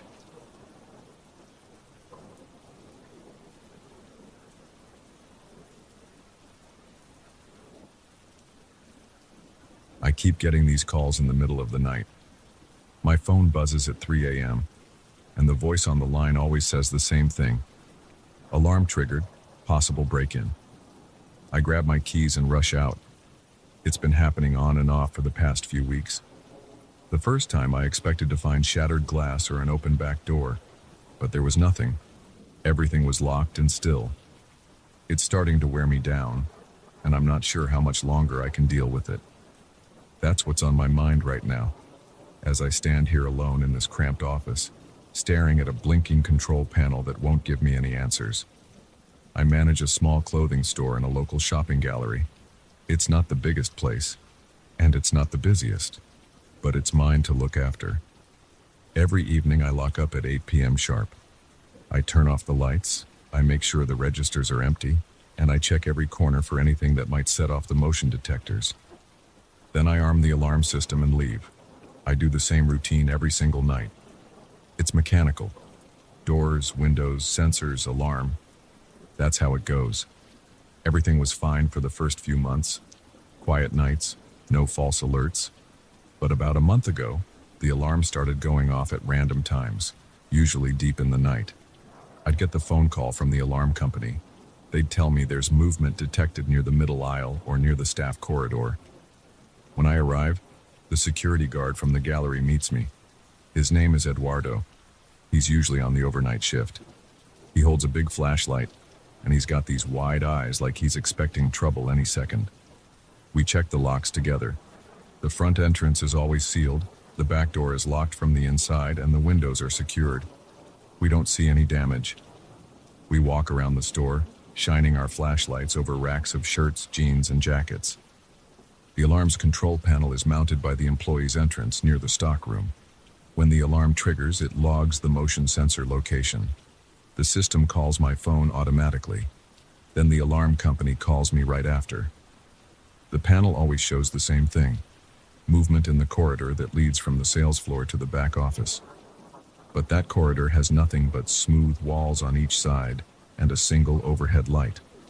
No mannequins, no shelves, no hanging displays. There's nowhere to hide. When we get there, we never see anyone. On the first couple of nights, Eduardo and I thought it might be rodents or maybe a bird that slipped inside, but we didn't find droppings or any nesting material. We didn't smell anything unusual. We went through the stockroom. It's just crates of shirts and boxes of inventory, folded and sealed. We checked the corners for holes or gaps. Nothing. I even called pest control, and they inspected the place. They found no sign of an infestation. Everything was clean. So I hired a technician to test the alarm system. This guy came in with his tools, tested the motion sensor's wiring, tried setting it off with different angles of movement, different distances. He even replaced the sensor to be safe. He said it was all functioning properly. He was sure the system wasn't malfunctioning. I listened to him poke around, check cables, run a few diagnostic programs. At the end, he just shrugged and said, "Maybe it's a fluke, but everything looks good here." I try to stay calm about it, but it's messing with my head. When the phone rings at night, my heart starts hammering. I throw on my jeans, grab my coat, and rush outside. I usually don't even remember the drive, just that I end up in the gallery's parking lot, searching for a spot as close as possible. The security guard meets me, we walk in, and we do the same checks. The store looks fine. The racks are all where I left them. The shelves are neat. The mannequins are facing the same direction. The windows are unbroken. But the alarm log still shows motion in corridor. Then I reset it, lock up again, and leave. By then, I'm too wound up to sleep properly. So I stumble into work the next morning exhausted. I tried leaving extra lights on at night.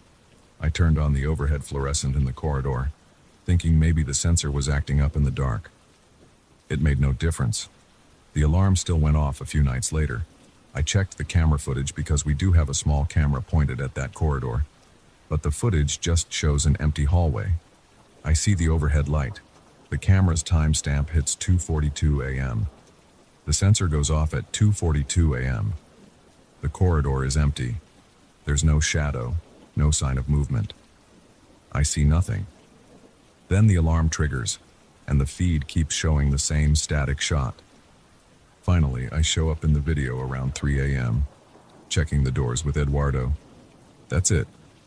The weirdest part is that sometimes I feel a pressure in my chest when I'm in that back hallway.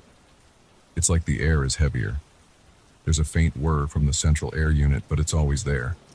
When I'm alone, it sounds louder. And it's not just the sound that gets me. There's a sense of being watched, even though there's nobody there. I keep telling myself it's just nerves. I'm tired and I'm on edge because I'm not sleeping well, but the feeling doesn't go away. A few nights ago, I got another call at around 2 a.m. I threw on my clothes, drove out in the cold, and met Eduardo. He was finishing a cigarette outside the entrance. I could smell the smoke hanging in the air. We walked in together with me up front. My flashlight beam jumped across shelves of clothing. It felt like the store was holding its breath. The overhead lights were off except for the small security lights near the entrance and the corridor. Everything was still. The only sounds were our footsteps on the tiled floor and the distant hum of the mall's ventilation. When I got to the corridor, I noticed a slight movement at the far end. It was quick, like something darted away. I froze for a second. Eduardo stepped forward, shining his light. We both stood there, aiming our flashlights at the spot. There was nothing. Just the closed stockroom door. We opened that door and flicked on the light inside. The stockroom looked normal. Boxes stacked, clothes on metal racks, no one hiding in there. We checked every corner, behind the boxes, under the folding table. Nothing. My pulse was beating in my ears. I felt sweat on my forehead even though it was pretty cold inside. We reset the alarm panel. Then I walked Eduardo out. He locked the gallery entrance behind me. He always does that because the gallery's official closing time is 10 p.m. and I'm the only one with after-hours access to my store. After that, I went back in for one more look by myself.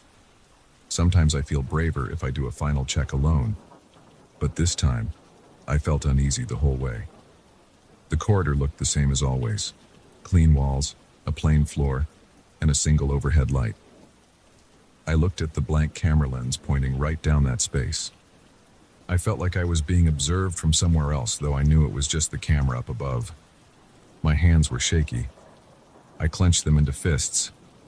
I told myself to calm down. After about 2 minutes, I switched off the main lights and left. The next morning, I examined the camera recordings again. I wanted to confirm if I really saw something or if it was just my flashlight beam reflecting. On the footage, I could see myself and Eduardo arrive. The timestamp read 2:18 a.m.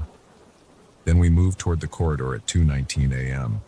There was no flash of movement on camera.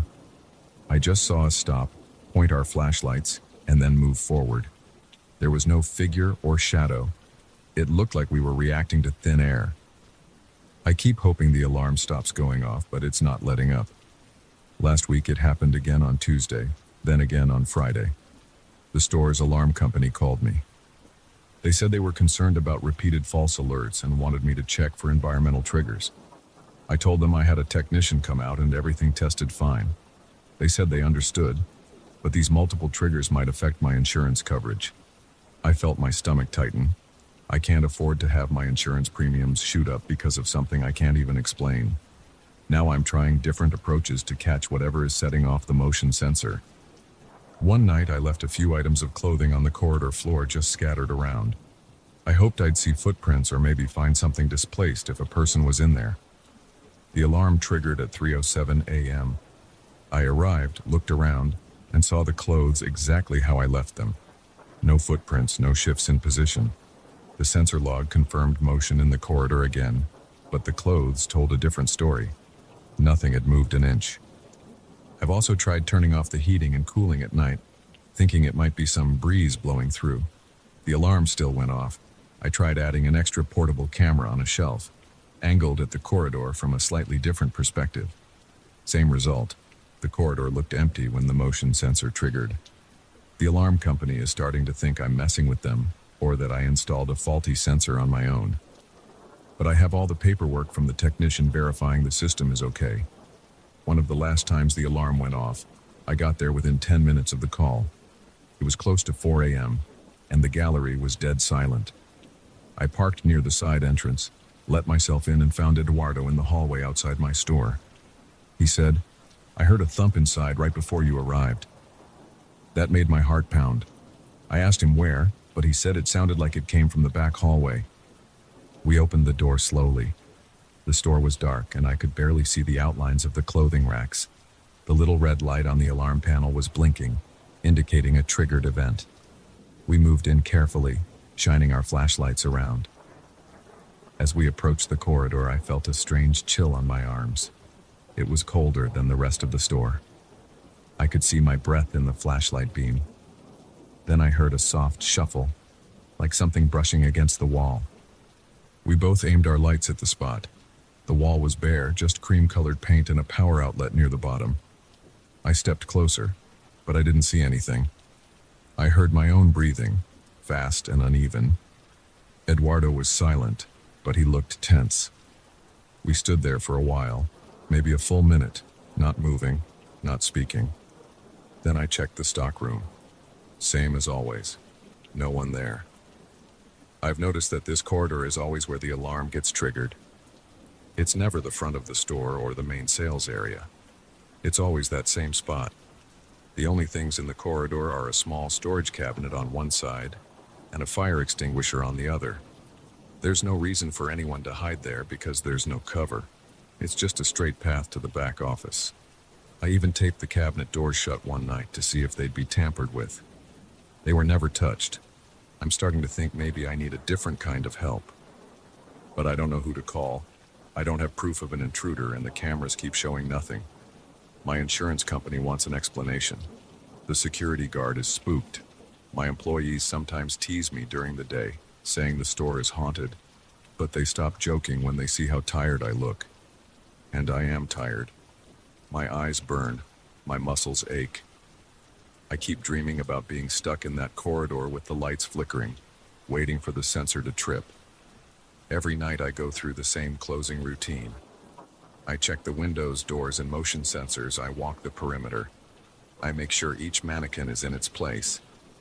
I even started taking photos before I leave to confirm everything is the same when I come back. But so far the alarm still triggers every so often, maybe once or twice a week at random times.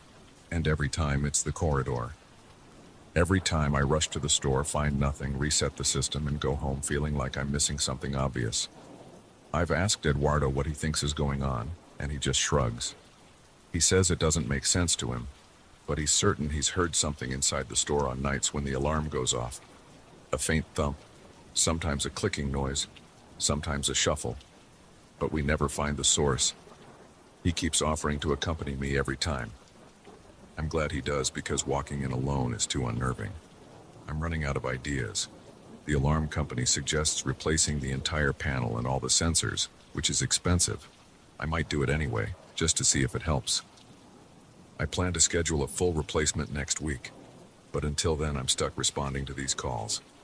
It's been tough on my nerves. My heartbeat races every time my phone rings at night. My girlfriend is worried about me.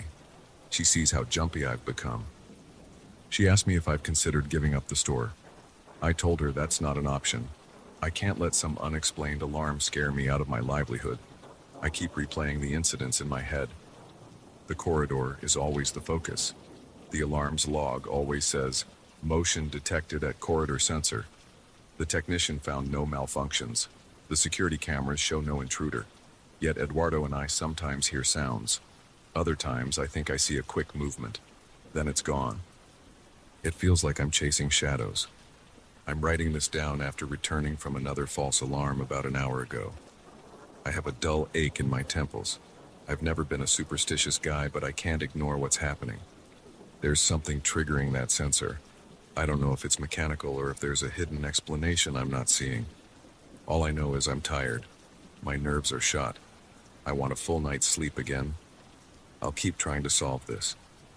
I'll replace the system if that's what it takes. If the alarms continue, I'll have to look deeper. Maybe I'll install more cameras, more lights, or call in someone else to inspect the building. But until I find an answer, I'm stuck in this loop. Phone call in the middle of the night, drive to the store, check the corridor, find nothing. It's a cycle of frustration and tension, and it's wearing me down. That's the reality I'm living in right now. I just hope the next time my phone rings at 3 a.m., I'm prepared for whatever I find or don't find when I walk through that door.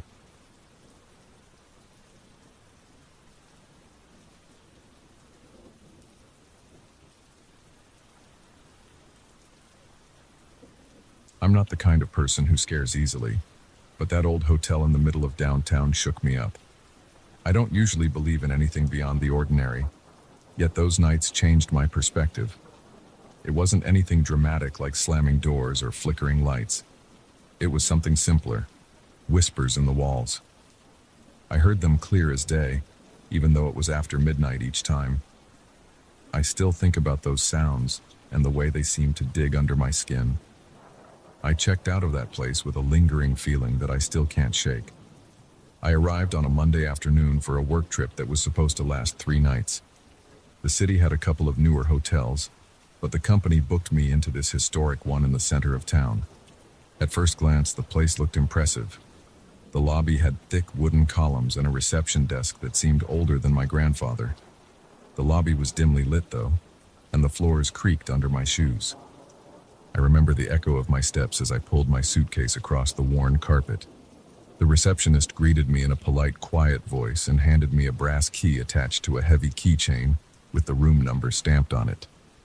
There was no electronic key card, just this old-fashioned key that jingled whenever I moved my hand. I took the tiny elevator up to the 4th floor. The hallway there smelled like old books and furniture polish. The walls had wallpaper with a faded pattern of some kind of vines or leaves, and the ceiling lamps gave off a soft, warm glow. My room was at the very end of the corridor. The door itself was thick wood, and the doorknob looked like it belonged in a museum. I turned the key, felt the lock click and stepped in. Immediately I noticed how high the ceiling was. There were tall windows, their frames painted in a dull white color that had chipped in places. The bed looked comfortable enough, if a bit old, with a large wooden headboard carved in a style I don't see much anymore. I set my bag down and walked around. The walls were a faded beige. The furniture included a wooden desk, a small armchair by the window, and a tall wardrobe that took up most of one corner. The floors were hardwood, but an area rug covered the space by the bed. Everything felt sturdy yet worn. I unpacked just enough for the next day, a couple of shirts, pants, and toiletries. I tested the Wi-Fi, which worked fine. Then I left for a dinner meeting, thinking nothing of the room's slightly eerie vibe. It was later that night, around midnight, when I first heard the whispers. I remember lying in bed trying to fall asleep. The city noise was minimal, as the windows were thick and shut tight.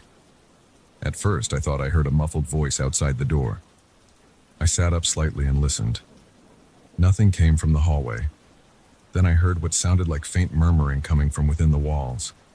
I sat there, blinking, trying to figure out the source.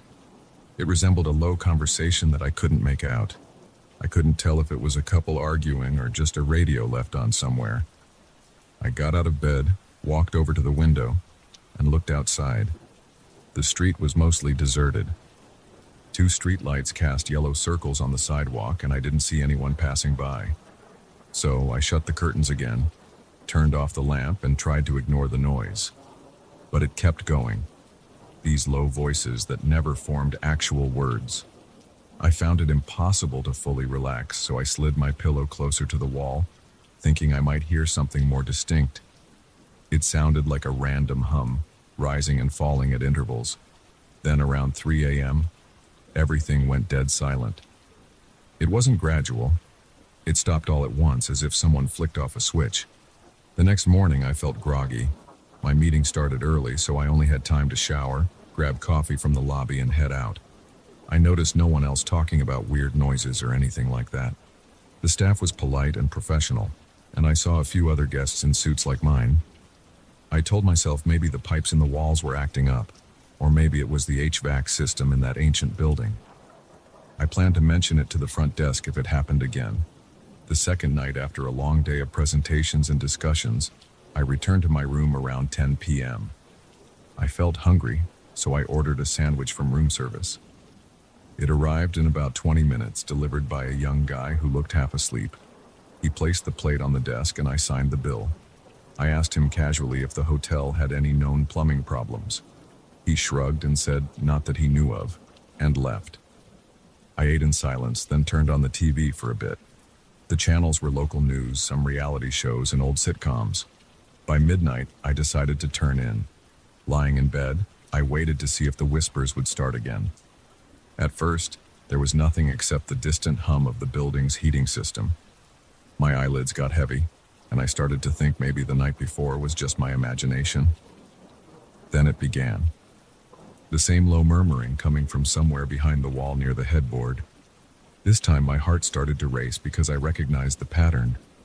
It rose and fell, like a one-sided conversation. I pressed my ear against the wall, trying to catch actual words. All I got was a hushed tone, like 2 or 3 voices talking at once but never forming a sentence I could understand. I felt sweat on my forehead. My hands felt shaky. I slid off the bed, crouched by the wall, and listened more carefully. It was definitely inside the wall. I knocked lightly, hoping that if it were a neighbor in the adjoining room, they might respond. No change. The voices kept going. I felt my stomach tighten. I felt my breathing get shallow. It seemed too clear to be water running through pipes or just wind. I was wide awake now, too uneasy to lie back down. I glanced at the time on my phone. It was about 1:15 a.m. I stayed there sitting on the edge of the bed listening. Sometimes the murmurs faded, then came back a few minutes later. I felt a need to do something. I walked into the hallway. It was empty, the lights overhead flickering slightly. I went to the room next door and listened at the door. I heard nothing. No TV, no music, no voices. I went back to my room. The moment I closed the door, I heard the whispers again, just as strong as before. It gave me a chill, like I'd stepped into a zone of weirdness. I decided to wait it out. I sat there, fully clothed, leaning against the headboard, feeling my pulse in my throat. I kept checking my phone. Then, at 3 a.m. on the dot, the voices stopped, just like the night before. Complete silence. I slept a few hours, but it was restless sleep. The next morning, I was dead tired. At breakfast, I considered telling one of the staff at the front desk, but I worried they'd think I was crazy. Instead, I tried to handle my work as usual, forcing myself to focus on the meetings. Inside, I kept replaying those sounds. They felt too consistent to be random noises. Every time I thought about it, my skin prickled. That afternoon, I approached the front desk. I asked for a room change. I was polite, saying something like, "Hey, I'm not sleeping well. Is it possible to get a different room? Maybe on another floor?" The woman behind the counter nodded, checking availability. She looked up after a minute and said, "We can give you a room in the newer wing for the last night, if that helps." I agreed right away. I didn't explain the whispers to her. I just said my room was too close to some noise. She didn't pry. I had one more night in the old room before moving. I dreaded it, but I had no choice. That night, I ordered takeout and brought it up to my room. I cranked the TV volume a bit to drown out any weird sounds. I tried to keep myself distracted with emails and a movie on my laptop. The hours ticked by slowly. My eyes burned from lack of sleep and tension. Eventually, around midnight, I decided to shut everything off and just see what happened. The whispers started almost right away, like they were waiting for me. This time, it felt closer, like someone pressing their mouth right up against the other side of the wall. It freaked me out. I felt a rush of panic. My throat went dry. My heart pounded so loudly in my ears that for a moment, I wasn't sure if I could even hear the whispers over it. I turned on the bedside lamp and stood up, leaning my ear against the wall again. The murmuring continued, a jumble of sounds that had no obvious words. It was constant, as if I'd stumbled on a private conversation that never ended. I considered calling the front desk right then, but I doubted they'd do anything except maybe send a security guard to stand outside my door. I sat back on the bed, legs dangling off the edge, tapping my foot anxiously on the floor. At around 2 a.m., I started pacing around the room. My arms felt tense, and I realized I was breathing quickly. I tried to calm down by taking slow, deep breaths. The sounds rose again, clearer and more insistent. I couldn't handle it anymore. I walked out into the hall, took the stairs down to the lobby, and stood there for a bit, pretending to check out the brochures for city tours. One of the night staff asked if I needed anything, and I said I was just stretching my legs. I knew I wasn't going to get any real rest until 3 a.m. That pattern had already established itself. So I stayed downstairs for a while, flipping through newspapers and quietly chatting with the night staff about local restaurants. By the time I got back to my room, it was closer to 3 a.m. As expected, the voices had stopped. The silence felt thick and heavy. I lay down but only drifted off around 4. I got maybe 3 hours of broken sleep before I had to get up, pack my things, and go to my final work commitments of the trip. The dark circles under my eyes told the whole story. After my meetings ended, I returned to the hotel, checked with the front desk, and got the key for my new room in the newer wing. This area felt different right away. The carpets were newer, the walls freshly painted, and the hallway was better lit. My new room was smaller, but it had modern lamps, a more contemporary bed, and updated furniture. I sat on the bed and listened for any hint of the old building's noises. I heard nothing but the quiet hum of the air conditioning. I got ready for bed that evening with a cautious feeling, half expecting the whispers to follow me. But they didn't. I slept through the night without any strange interruptions. The following morning I checked out. As I turned in my key, I thought about mentioning the whispers to the front desk staff, but decided against it. I just wanted to leave it behind. On the ride to the airport, I kept replaying those nights, wondering if I'd dreamed the whole thing, but I knew I hadn't. The pattern was too real. The fact that it stopped exactly at 3 a.m. was too precise. I couldn't dismiss it as imagination. Even now, months later, I still wonder about that hotel. The building was old, so maybe it was just old pipes or some draft in the walls. Maybe the structure had cracks that let in the wind or something like that. But the clarity of those whispering voices haunts me. Sometimes I question if my mind was just tired, or if there was some hidden quirk in that part of the building. All I know is that it felt very real at the time, and the way it stopped on a schedule makes me shiver whenever I think about it. I've stayed in plenty of hotels since then, but none have given me that same creeping dread. I still get goosebumps remembering those whispers that seem to come from just behind my pillow. Sometimes I think about going back to that city and checking in again, just to see if it would happen. But so far I haven't worked up the nerve. Maybe I never will.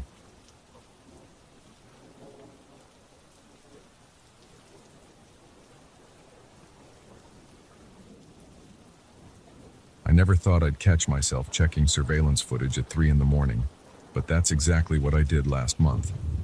I'd been hearing odd noises around my workshop late at night and finding small things out of place. My manual for a '98 sedan transmission was left open, even though I always shelve it. I noticed shoe prints near my jack stands on a morning when nobody else should have been in there. At first, I figured I just forgot to tidy up before I locked up. But it kept happening. One night I decided enough was enough. I installed a small camera in the corner of the shop, aimed it at the main workbench, and locked up like normal at 6 p.m. The next day, I checked the recording and saw something that made my stomach clench. I'm a straightforward guy. I've been a mechanic since high school and I run my own shop on my property. The building is a few yards behind my house, so it's easy for me to walk back and forth if I ever need a tool at odd hours. Normally I lock up at exactly 6 p.m. and don't come back until the next morning. But sometimes I realize I've forgotten a wrench or a part I need for a repair at home, and I'll walk back around midnight or 1 a.m. When I do, it's usually silent except for a faint hum from the fridge where I keep drinks for my employees. The only light is the motion sensor outside. Inside the shop I use my phone light or the overhead bulbs if I really need to see something. One night a few weeks ago I headed into the shop at around 2 a.m. I needed a specific torque wrench for a small job I was doing on my personal car. When I opened the shop door, I noticed my big toolbox was slightly ajar. I'm almost obsessive about closing it. It's a habit from working in busy garages where you don't want anyone tripping over drawers. Inside the box, I spotted a few wrenches shifted out of place. That seemed odd. Then I walked to the workbench on the other side of the shop. A manual was lying open. I know I didn't leave it like that. And there were faint shoe marks that weren't mine. The tread pattern was different. It looked narrower, maybe a half size smaller than I wear. There was no forced entry on the door or the windows. Everything was locked. That got me pretty tense. The next day, I told my 2 employees about it. They swore up and down they weren't coming in late at night. Neither one has any reason to sneak around. They both have keys, but I trust them. Also, they both said they were home with their spouses. They joked that maybe I was mixing up nights, but I knew I wasn't. I shrugged it off and kept working, but something was bugging me. I didn't like the idea of some stranger sneaking in and moving my tools around. A few days later, I installed a small security camera. It's one of those compact models that records in infrared and has motion detection. I aimed it at the bench where I'd found the open manual. I figured if someone came in through the main door, the camera would catch them crossing the shop. I wired it to a simple recorder that I stored in a locked cabinet. Then I waited. I didn't see anything out of the ordinary for a couple of nights. I stopped by late one evening. Everything looked normal. No footprints, no open drawers. Then I skipped going in at night for a while. After about a week, I decided to check the footage just to be safe. Nothing on it. I felt relieved. Maybe it was a fluke. Maybe I'd just been careless. But part of me still felt uneasy. Then came the night that changed everything. It was a Tuesday. I locked up right on time, at 6 p.m. I went inside my house, ate dinner, and watched some TV. I didn't go back to the shop that night. On Wednesday morning, I walked over at 8 a.m. to get started on a brake job. The moment I stepped in, I noticed something out of place. A small flashlight that I keep in my top drawer was on the bench. I knew I didn't leave it there. My toolbox was closed, but that flashlight had definitely been moved. The next thing I spotted was the security camera's small status light. It was on, so I knew it had been recording. I grabbed the memory card from the recorder and brought it into my office in the corner of the shop. I plugged it into my computer and started playing the footage from midnight to 6 a.m. That's when I saw those weird shadows. The video was grainy, but there was movement in the background.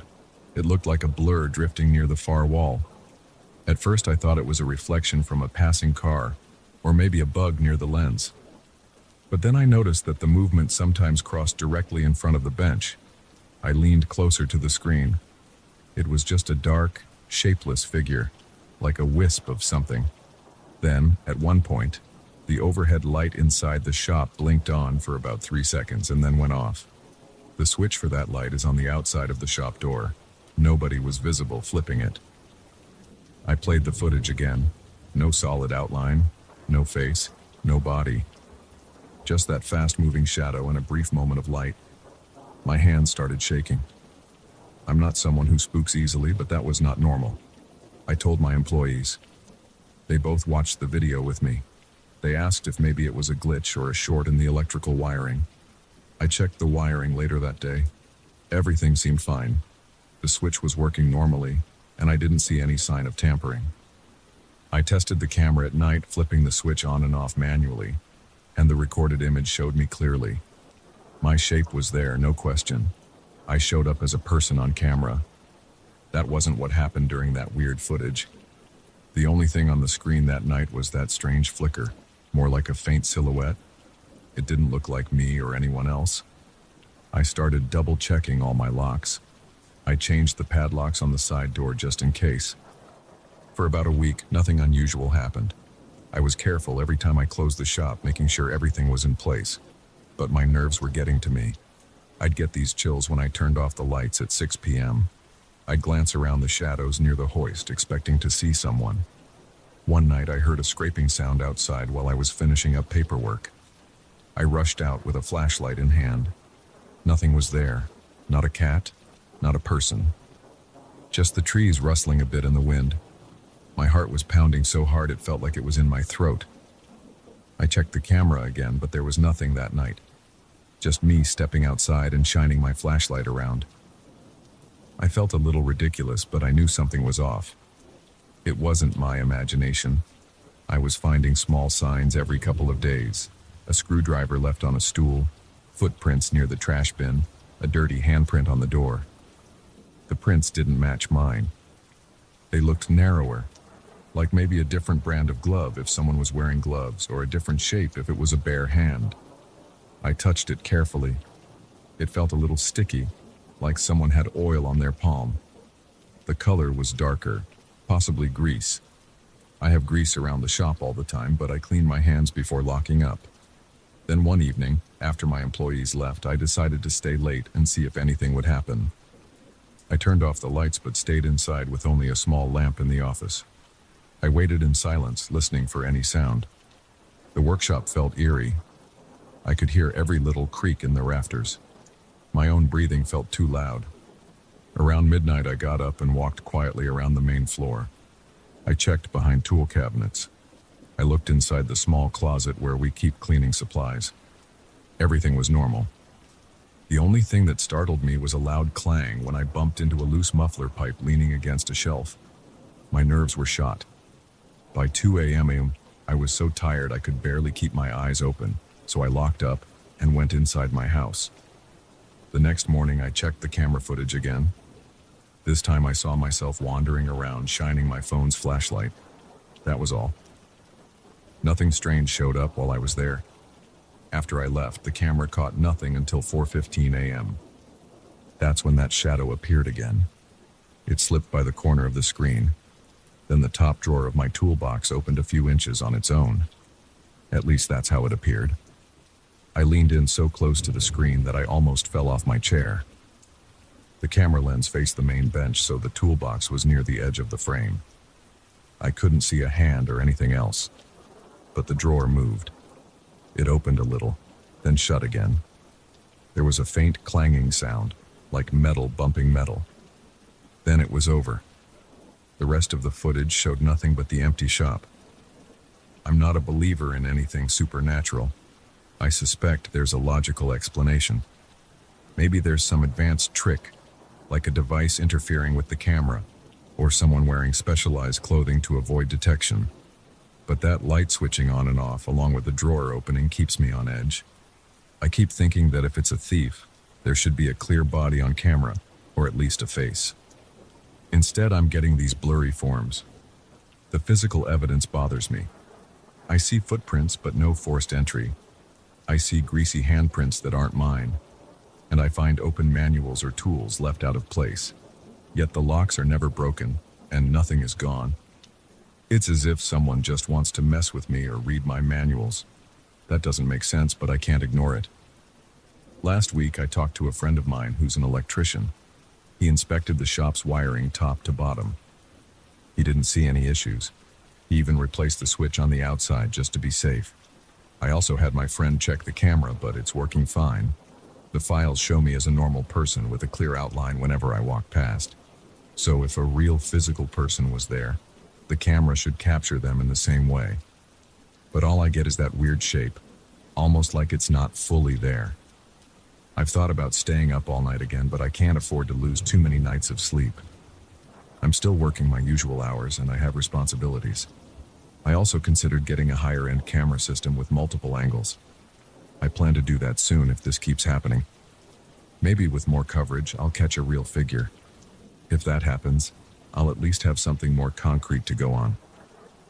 Right now, I'm trying to keep calm and carry on with my day-to-day work. But I feel uneasy every time I walk into the shop in the morning. I look around to see if anything got moved or tampered with. My stomach tightens if I spot a drawer open an inch or see a manual lying on the bench. My employees seem anxious too.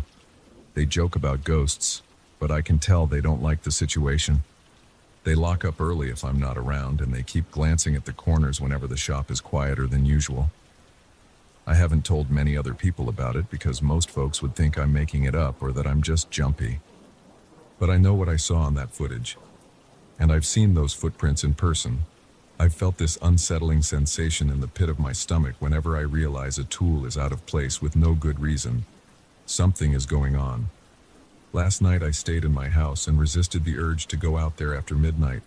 I told myself it was better to get some rest. Before bed, I locked all the doors and windows. Then I sat down in the living room with all the lights on, feeling like an idiot. My pulse was racing for no good reason. I drank some water and tried to focus on something else. Eventually, I fell asleep on the couch. Around 5 a.m., I woke up. I walked to the workshop as soon as the sun was up. I checked everything. 2 of my socket wrenches were on the floor. They weren't there yesterday. The camera captured them dropping off the bench at around 3 a.m. But again, I didn't see a person. Just a slight shift of a shadow, and then the wrenches clattering down. It was enough to send a chill through me. I'm not sure what to do at this point. I might hire a security guard or stay up every night for a week to see if I can confront whoever's doing this. But the fact that nothing is missing, no major damage is happening, and the person or thing on camera looks like a blur is driving me nuts. Part of me wants to believe there's a simple explanation, like a prank by someone who's really good at messing with cameras. But another part of me sees those lights flicking on without the switch being touched and wonders if I'm in over my head. For now, I'll keep checking the footage each morning. I'll keep the workshop locked up tight. If this escalates, I'll have to involve the police, though I'm not sure what they'd do with weird fuzzy shadows on video. My employees are spooked, but we're all still doing our jobs. I don't plan to shut down the shop unless things get dangerous. Still, every time I walk in there after dark, I feel my heart pounding and my palms sweating. I'm on edge, waiting for another drawer to open by itself, or another random shoe print to appear next to my toolbox. I've never been a superstitious person, but I don't have a better explanation for what's happening. That's where things stand right now. I'm not looking for any wild theories, and I'm not trying to scare anybody. I just want a straightforward answer for why my security camera is picking up moving shadows and how one of my lights turned on and off without anyone flipping the switch. Until I figure it out, I'm going to keep the camera rolling, keep an eye on my tools, and hope that I eventually catch a solid clue. If I do, I'll deal with it. But for now, I'm stuck in this weird situation, and it's turning my workshop, the place I usually feel most comfortable, into a place that makes my skin crawl after sundown. I can't explain it, but I can't ignore it either.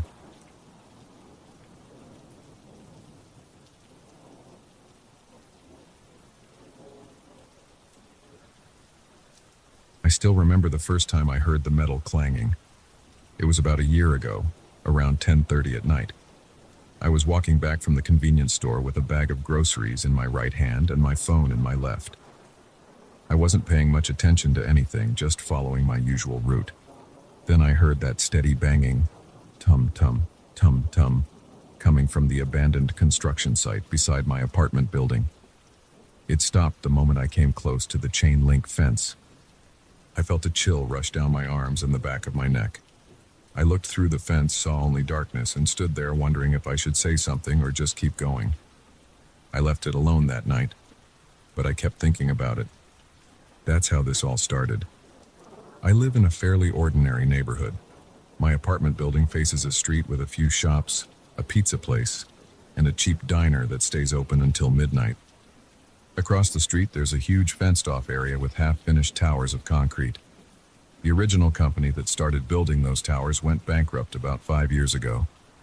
All the workers left, and the place got boarded up. Over time, the boards around the site rotted or got pulled down by curious teenagers. Sometimes you see them sneaking in late at night, maybe to take photos or just explore. I never cared much about it, at least not until I heard those sounds. I work a regular day job doing data entry at a dull office in another neighborhood. After I get home, I usually eat something, watch TV for a while, and then head outside for a short walk to clear my head. These walks help me settle my thoughts, especially when I've had a stressful day. For the past year, though, I've felt a creeping sense of unease whenever I walk by that construction site. It isn't anything dramatic or constant. It's just that every time the clock goes past 10, I start to feel a small knot in my gut. I'm always alert now. I look for any movement behind the chain link fence. Most nights, there's nothing but silence. But if it gets past 10, especially closer to 11, I'll sometimes catch that low, steady noise. Metal striking metal in a slow rhythm. And always the same pattern. Tum-tum, tum-tum. Then it stops the moment I draw near. The second time I heard it, I tried to ignore it. I kept walking and tried to convince myself it was some leftover piece of machinery vibrating or maybe an animal messing around. But it didn't sound random. It was too rhythmic. It was the kind of pattern you'd expect if someone was deliberately hitting something. I got that prickly sensation along my arms. My heart started beating faster and I found myself gripping the fence. I pulled at it a bit, but it didn't budge. At that moment, the noise cut out. I stayed quiet, not even breathing too heavily, listening for any kind of movement. All I got was silence. That feeling of being watched made my chest tighten, so I just turned around and walked home, trying not to run. I was worried someone might be inside, staring right back at me. Over the next few weeks, I didn't hear the noise every single night. It happened sporadically, maybe 2 or 3 times a week, always around the same time. I started timing my walk so I'd pass by a little earlier, hoping I wouldn't run into that sound again. But there were nights I finished something late or got caught up in a phone call, and I'd be walking by at around 10:30 or 11. And there it was again. Tum-tum. Tum-tum. Sometimes I'd pause across the street, crouch down behind a parked car, and just listen. It gave me goosebumps. My forehead would get clammy and my stomach would tighten as I decided whether to get closer. Usually fear won out and I would just move on. One night, though, I was feeling frustrated after a bad day at work. My boss had piled new tasks on me without notice, and I worked overtime without much appreciation. My head was buzzing and I couldn't shake off the tension. I went for my walk around 10:45, still angry. My body felt tense and I was in that mindset where I didn't care about consequences. The noise started right on schedule. Tum-tum, tum-tum. This time, instead of just standing at the fence, I decided to go in through a gap I'd seen on one of my earlier walks. I was sick of the uncertainty. I was sure it was just some random person messing around, and I wanted to confirm it so I could stop freaking out. I slipped through the fence. The gap was wide enough for me to push my shoulders through without too much noise. The ground on the other side was rough, uneven, and strewn with old boards, gravel, and bits of concrete. I could smell wet cement and a faint trace of something stale, like moldy cardboard. The place was dark, but there were broken windows in the unfinished buildings that let in bits of moonlight. I held up my phone to use the flashlight. I kept the beam low, aiming it at the ground. I didn't want to alert anyone. I moved slowly, trying to control my breathing. Every little sound I made seemed too loud. My foot accidentally kicked a loose piece of metal pipe. It clanged against the concrete and I froze. The hammering noise stopped. I turned off my phone's flashlight, hoping whoever was inside might not see me. I crouched behind a crumbling half wall, feeling my heartbeat in my throat. After a few seconds, the hammering started again. Same pattern, a bit fainter, as if it was coming from somewhere deeper in the construction site. I decided to follow the sound. My eyes slowly adjusted to the dark. I could see some pillars, scattered equipment, and a few stacked bricks. The building was incomplete, with open floors and missing walls. Occasionally, I heard the drip of water from some leaky pipes. My shoes crunched on bits of concrete, which sounded deafening to me in the silence. I kept moving until I reached the base of what seemed to be a half-built staircase. The hammering grew louder. Tum-tum, tum-tum. I looked up and realized the sound was coming from an upper floor. I stood there trying to decide what to do. Every instinct told me to leave, but curiosity pushed me forward. I started climbing the stairs, testing each step before putting my full weight on it. Some steps were cracked. Others were covered in debris. The entire structure felt shaky. My stomach churned with nerves. My palms were sweaty. I kept imagining some figure standing at the top of the stairs, waiting. But I saw nothing except dark corners. I reached the second floor, which was just a bare expanse of concrete columns and walls without windows. The hammering was louder. It came from above me, probably on the third or fourth floor. I shone my phone's flashlight around. I saw scraps of wood, a metal barrel, a few rusted tools scattered around. A makeshift ladder led up to a higher level. I could see a big hole in the ceiling where the stairs presumably would have been finished. I climbed the ladder cautiously. It wobbled under my weight and dust rained down as I pulled myself up through the opening. Once I got to the third floor, I spotted a faint light flickering near the far wall. It wasn't strong, like a flashlight. It was more like the short, quick flicker you get when you strike a lighter. I turned off my phone's flashlight again and tried to stay quiet. The hammering went on. Tum-tum, tum-tum. It sounded like it was just around the corner from where I stood. I felt my stomach knot up. My breathing was shallow and my hands were shaking. I thought about turning around and leaving, but I had come this far. I took slow steps, peeking around the corner. I saw a tiny glow, the end of some small flame. It moved a little, then disappeared. I heard the metal-on-metal strikes right after the glow vanished. Tum-tum, tum-tum. My knees felt weak. It sounded too close. I was sure whoever was there might hear my breathing. My heart was pounding so hard it almost hurt. I leaned against the wall, inching my head forward to look into the next area. There was an open space with a few pillars. In the middle of that space, I saw a figure crouched down, their back facing me. They wore dark clothes, maybe a hoodie.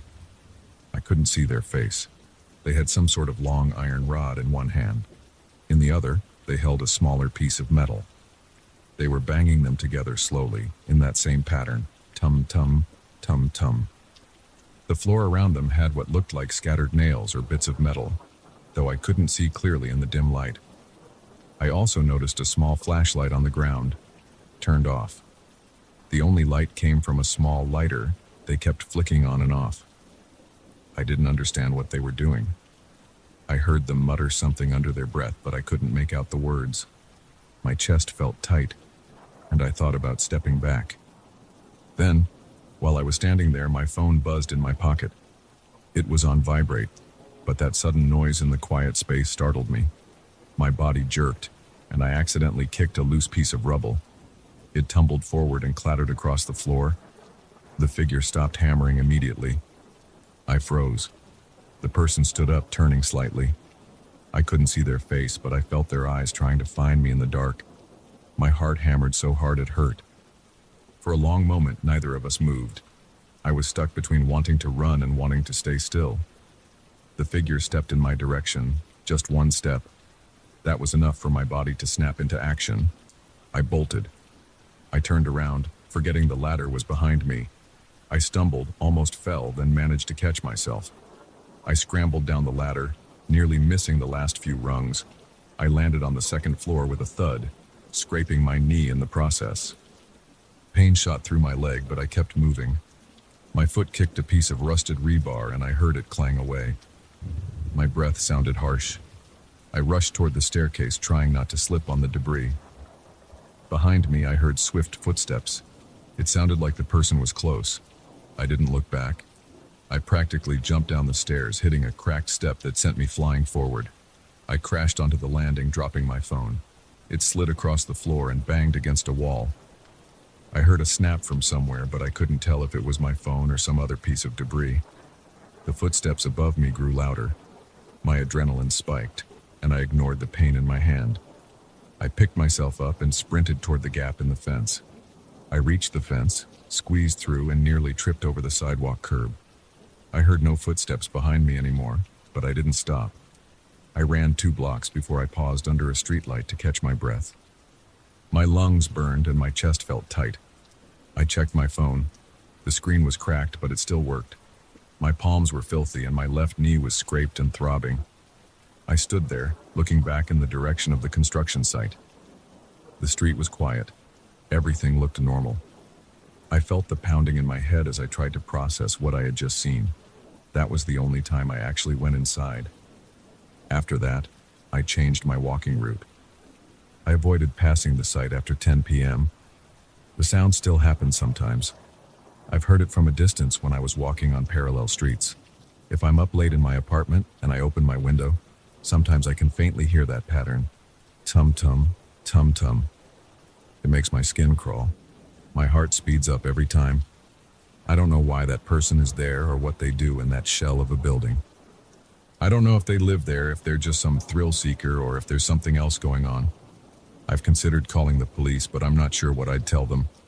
There's someone hammering metal in an abandoned site. That's not exactly an emergency. And from what I've heard, the cops don't bother much with that place unless they get a report of a serious crime. Still, I can't shake the memory of that figure crouched there, banging metal rods together in the dark. I remember the flicker of that lighter, the small ring of light around their hands, the silent moment when they realized I was watching. I've tried to let it go. I haven't been inside again. Every time I pass by in broad daylight, I look through the fence. I see dirty concrete, rusted scaffolding, broken windows, and graffiti. No sign of anyone. But late at night, that slow pattern of strikes echoes across the street, and I can't help but feel a deep tension in my chest. I think about the way they moved when they heard me, the quick step in my direction. I imagine if I hadn't run, they might have confronted me or chased me further. I don't know what would have happened, and I don't want to find out. So that's the story. There's no dramatic conclusion or neat resolution. The site is still there, half built and rotting away. The night clanging still happens. I still walk at night sometimes, but never along that route when it's late. And every time I catch the faint sound of metal hitting metal, I think about that figure in the darkness, crouched on the concrete, flicking a lighter on and off, waiting. I don't plan on going back inside. Whatever's in there, it doesn't feel right. I'd rather keep my distance no matter how curious I get. If anyone else wants to check it out, they can. I'm done. That place gives me a chill I can't fully describe, and I'm not looking for trouble. I've learned my lesson.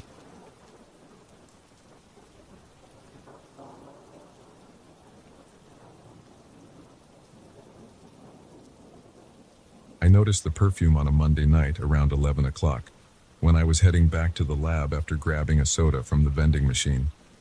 The hallway was empty, and most of the lights were off. There was a chemical smell in the air from the lab equipment, but then I caught a sudden burst of strong floral perfume. It made me stop right in front of the locked supply closet. The smell came and went so fast that I wondered if I had imagined it. But I felt a faint headache from the intensity, so I knew it was real. That was 2 months ago.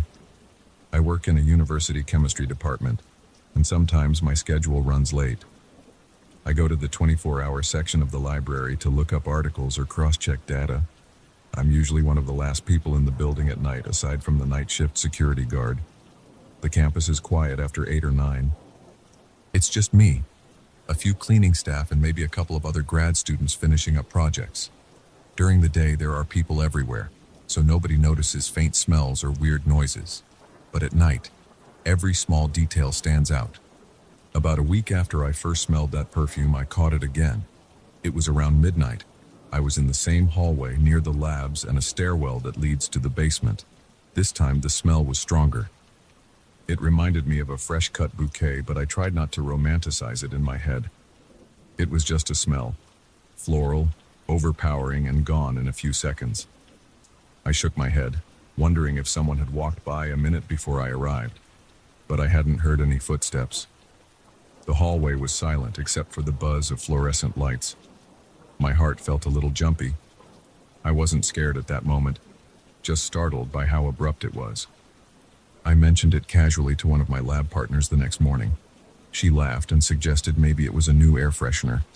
She said that sometimes the janitorial staff sets up timed dispensers in the hallways. I shrugged and accepted that explanation. But I noticed that none of the wall-mounted dispensers in that hallway carried any floral scent. Most of them were empty or had that neutral, clean smell. So I dismissed that theory. A few days later, I bumped into the night security guard, Gilberto, near the main entrance. We nodded to each other, and I decided to ask if he had noticed anything unusual. He gave me a curious look and asked me what I meant. I said, "Any strange smells at night, like a strong floral perfume?" The way he stiffened told me I wasn't the first to bring it up. He looked down the hallway behind him for a second, then back at me. He said, "You've smelled it too?" I told him I had. He nodded, then looked at his watch. "Yeah, I pick it up around here sometimes, especially in that corridor by the old labs. Always around the same time, always strong, but never for long." Gilberto explained that he had tried to track it down once or twice. He walked the length of the corridor, checked the bathrooms, glanced into empty classrooms, but never found anyone wearing perfume. He said it gave him an odd feeling in his chest, like it was too concentrated, almost choking him. Then it would vanish. No trace, no lingering scent. I noticed he looked uneasy while talking about it, and that made me feel a little tense. But I managed to laugh it off. I said it was probably some old ventilation duct pushing air from one part of the building to another. Gilberto shrugged and said, "Could be," but I could tell he wasn't convinced. Neither was I. From that point on, I became more aware every time I walked through that corridor. Even if I had headphones on, I would pause the music to listen for footsteps. I never heard any. The lights in most of the building turned off automatically at 9, leaving only dim emergency lights in the non-24-hour sections. My footsteps echoed on the tile, and I kept my phone's flashlight on when I went down certain areas. The perfume smell wouldn't appear every night. Sometimes a week would pass without it. But when it did show up, it was sudden, hitting me with a strong floral burst that made me blink. Then it was gone. It started making me anxious. I felt my pulse quicken every time I walked that hallway alone. I tried to reason that it was just a weird odor from some cleaning agent, or maybe a pipeline carrying scented chemicals. Still, I couldn't shake the unnerving feeling that came with it. One time, around 2 in the morning, I had stayed late analyzing some test results. I stepped out of the lab to stretch my legs. The hallway was dark, and all I heard was the soft hum from the refrigerators and freezers in the labs. I walked down the corridor. Then suddenly, the perfume smell enveloped me. My chest tightened, and I coughed. I turned around, shining my phone's light in every direction. Nothing. My hands felt clammy. My stomach lurched a bit. The smell dissipated in a second or two, and I was left standing there, alone. I felt silly for jumping like that, but my heart was thumping so hard I could hear my pulse in my ears. After that night, I started changing my routes when it got past 10. I avoided that corridor if I didn't absolutely need to pass through it. The place unnerved me. I told myself it was just a reaction to stress, but I knew that wasn't the full truth. My curiosity was still there, and I thought about investigating it properly. Maybe I could follow the vents or look at the building's blueprints. But every time I thought about doing that, I remembered how I felt in that hallway. My skin got prickly, and my heart beat faster. I also didn't want to feed into any rumors or scare myself more than necessary. One Thursday, I had to stay late again because I needed to verify some references for a paper. I tried to finish before 10, but time got away from me. By the time I left the library, it was almost midnight. The only way back to the lab was down the main corridor, and the shortest path to the exit was through the hallway where I kept smelling that perfume. I stood at the entrance to that corridor, phone in hand, library books in my backpack, and felt a pit in my stomach. The air was still. The overhead lights were off except for the emergency fixtures that cast a pale glow on the walls. I could see the entire hallway, and there was no one else around. I couldn't even hear Gilberto's footsteps or anything else. I thought about turning back and going the long way around, but I was tired and wanted to get home. I told myself to stop being jumpy. I walked forward, my shoes making dull taps on the floor. About halfway down, I heard a soft rustling sound. It came from somewhere to my left, near a door that led to a small supply room. I stopped. My arms tensed. I pointed my phone's flashlight in that direction. The door was closed. The handle didn't move. I told myself it might be the air system kicking on, or a breeze from an open window somewhere else. I took a step closer and grabbed the handle. Locked. No movement. But at that same moment, the floral perfume hit me. It was stronger than ever. I felt a burning in my nose, almost like the smell was too concentrated. I coughed. I swung my phone around to see if there was any sign of a person. Nothing. I felt my heart pounding in my chest. My eyes started watering from the intensity of the scent. I backed away, my back bumping against the opposite wall. The smell vanished again, leaving no trail. I was breathing hard, trying to calm myself. My palms were sweating, and I wiped them on my pants. I stood there for maybe 10 seconds, listening for any sound at all. The building was silent. No footsteps, no doors opening, nothing. I decided not to linger. I hurried the rest of the way down the corridor, holding my breath. I felt a cold knot in my stomach. When I reached the end, I jogged up the stairs and out the main entrance. I stepped outside into the cool night air and exhaled. It felt good to be away from that hallway. My hands were shaking, and I had to take a moment to steady myself before heading to my car. Over the next few days, I tried to move on and not dwell on it. I had lab reports, deadlines, and a busy schedule, but it kept gnawing at me. During the day, I sometimes walked that corridor to see if the smell would appear in daylight. It never did. It felt perfectly normal in the morning or afternoon. Just a hallway with plain walls, old lockers, and the usual chemical odors from nearby labs. At night, it turned into something else. I talked to Gilberto again and told him what happened. He listened with a concerned look on his face.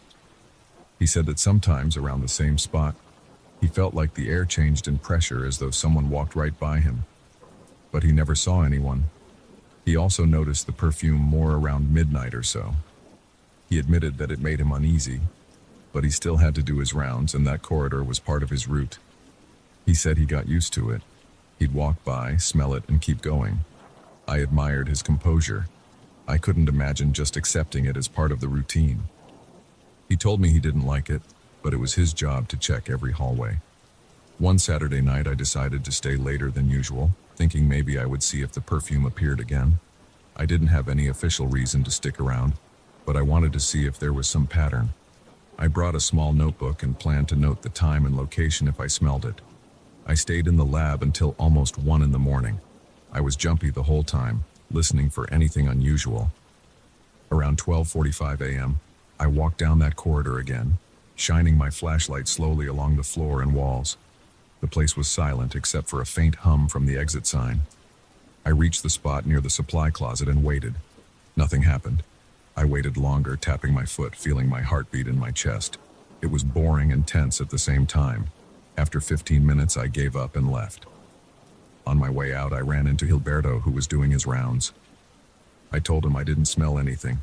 He nodded and said, "It's random. Sometimes it's there, sometimes not." I felt relief wash over me as I headed to the car. No intense perfume that night. For the next few weeks, the smell showed up off and on. Always sudden, always overwhelming, always gone in seconds. Sometimes I only caught a faint trace. Sometimes it was so strong it made me cough. Gilberto also confirmed he kept smelling it. We never found any logical explanation. I considered the possibility of a hidden leak of some chemical that mimicked a floral scent, but I never found any evidence of that in the labs or the building maintenance reports. The cleaning staff had no idea what I was talking about when I asked about new products or fresheners. They said they used the same supplies for years. Now, after 2 months, I still avoid that corridor at night unless I have no choice. The smell unsettles me. The building is large and there may be a normal cause, but I can't ignore the effect it has on me. My chest tightens, my shoulders tense up, and I feel a knot in my stomach. There's no resolution yet. Maybe I'll never know what causes that perfume smell. But the moment I pick up that intense floral note, I just want to get out of there. Even Gilberto, who acts calm about it, admits he's creeped out. We don't talk about it much anymore. We just nod at each other if we happen to pass in that hallway. A few seconds of eye contact, then we keep walking. That's where things stand now. I still do my research in the chemistry lab, and I still use the 24-hour library. But I'm more cautious. I don't like walking alone at night in that part of the building. I keep thinking that maybe one day I'll find out it's some leftover fragrance from a staff member's personal spray, or a bizarre quirk in the ventilation system. Until then, it remains an unsettling mystery that hits me at random times, making my heart pound and my lungs feel tight. I can't explain it, and I try not to let it consume me. But I know I'm not imagining it. Gilberto smells it too. It's there, and it's real, and I hope one day we'll figure out why. For now, all I can do is keep my head down, do my work, and avoid that hallway when the lights go off.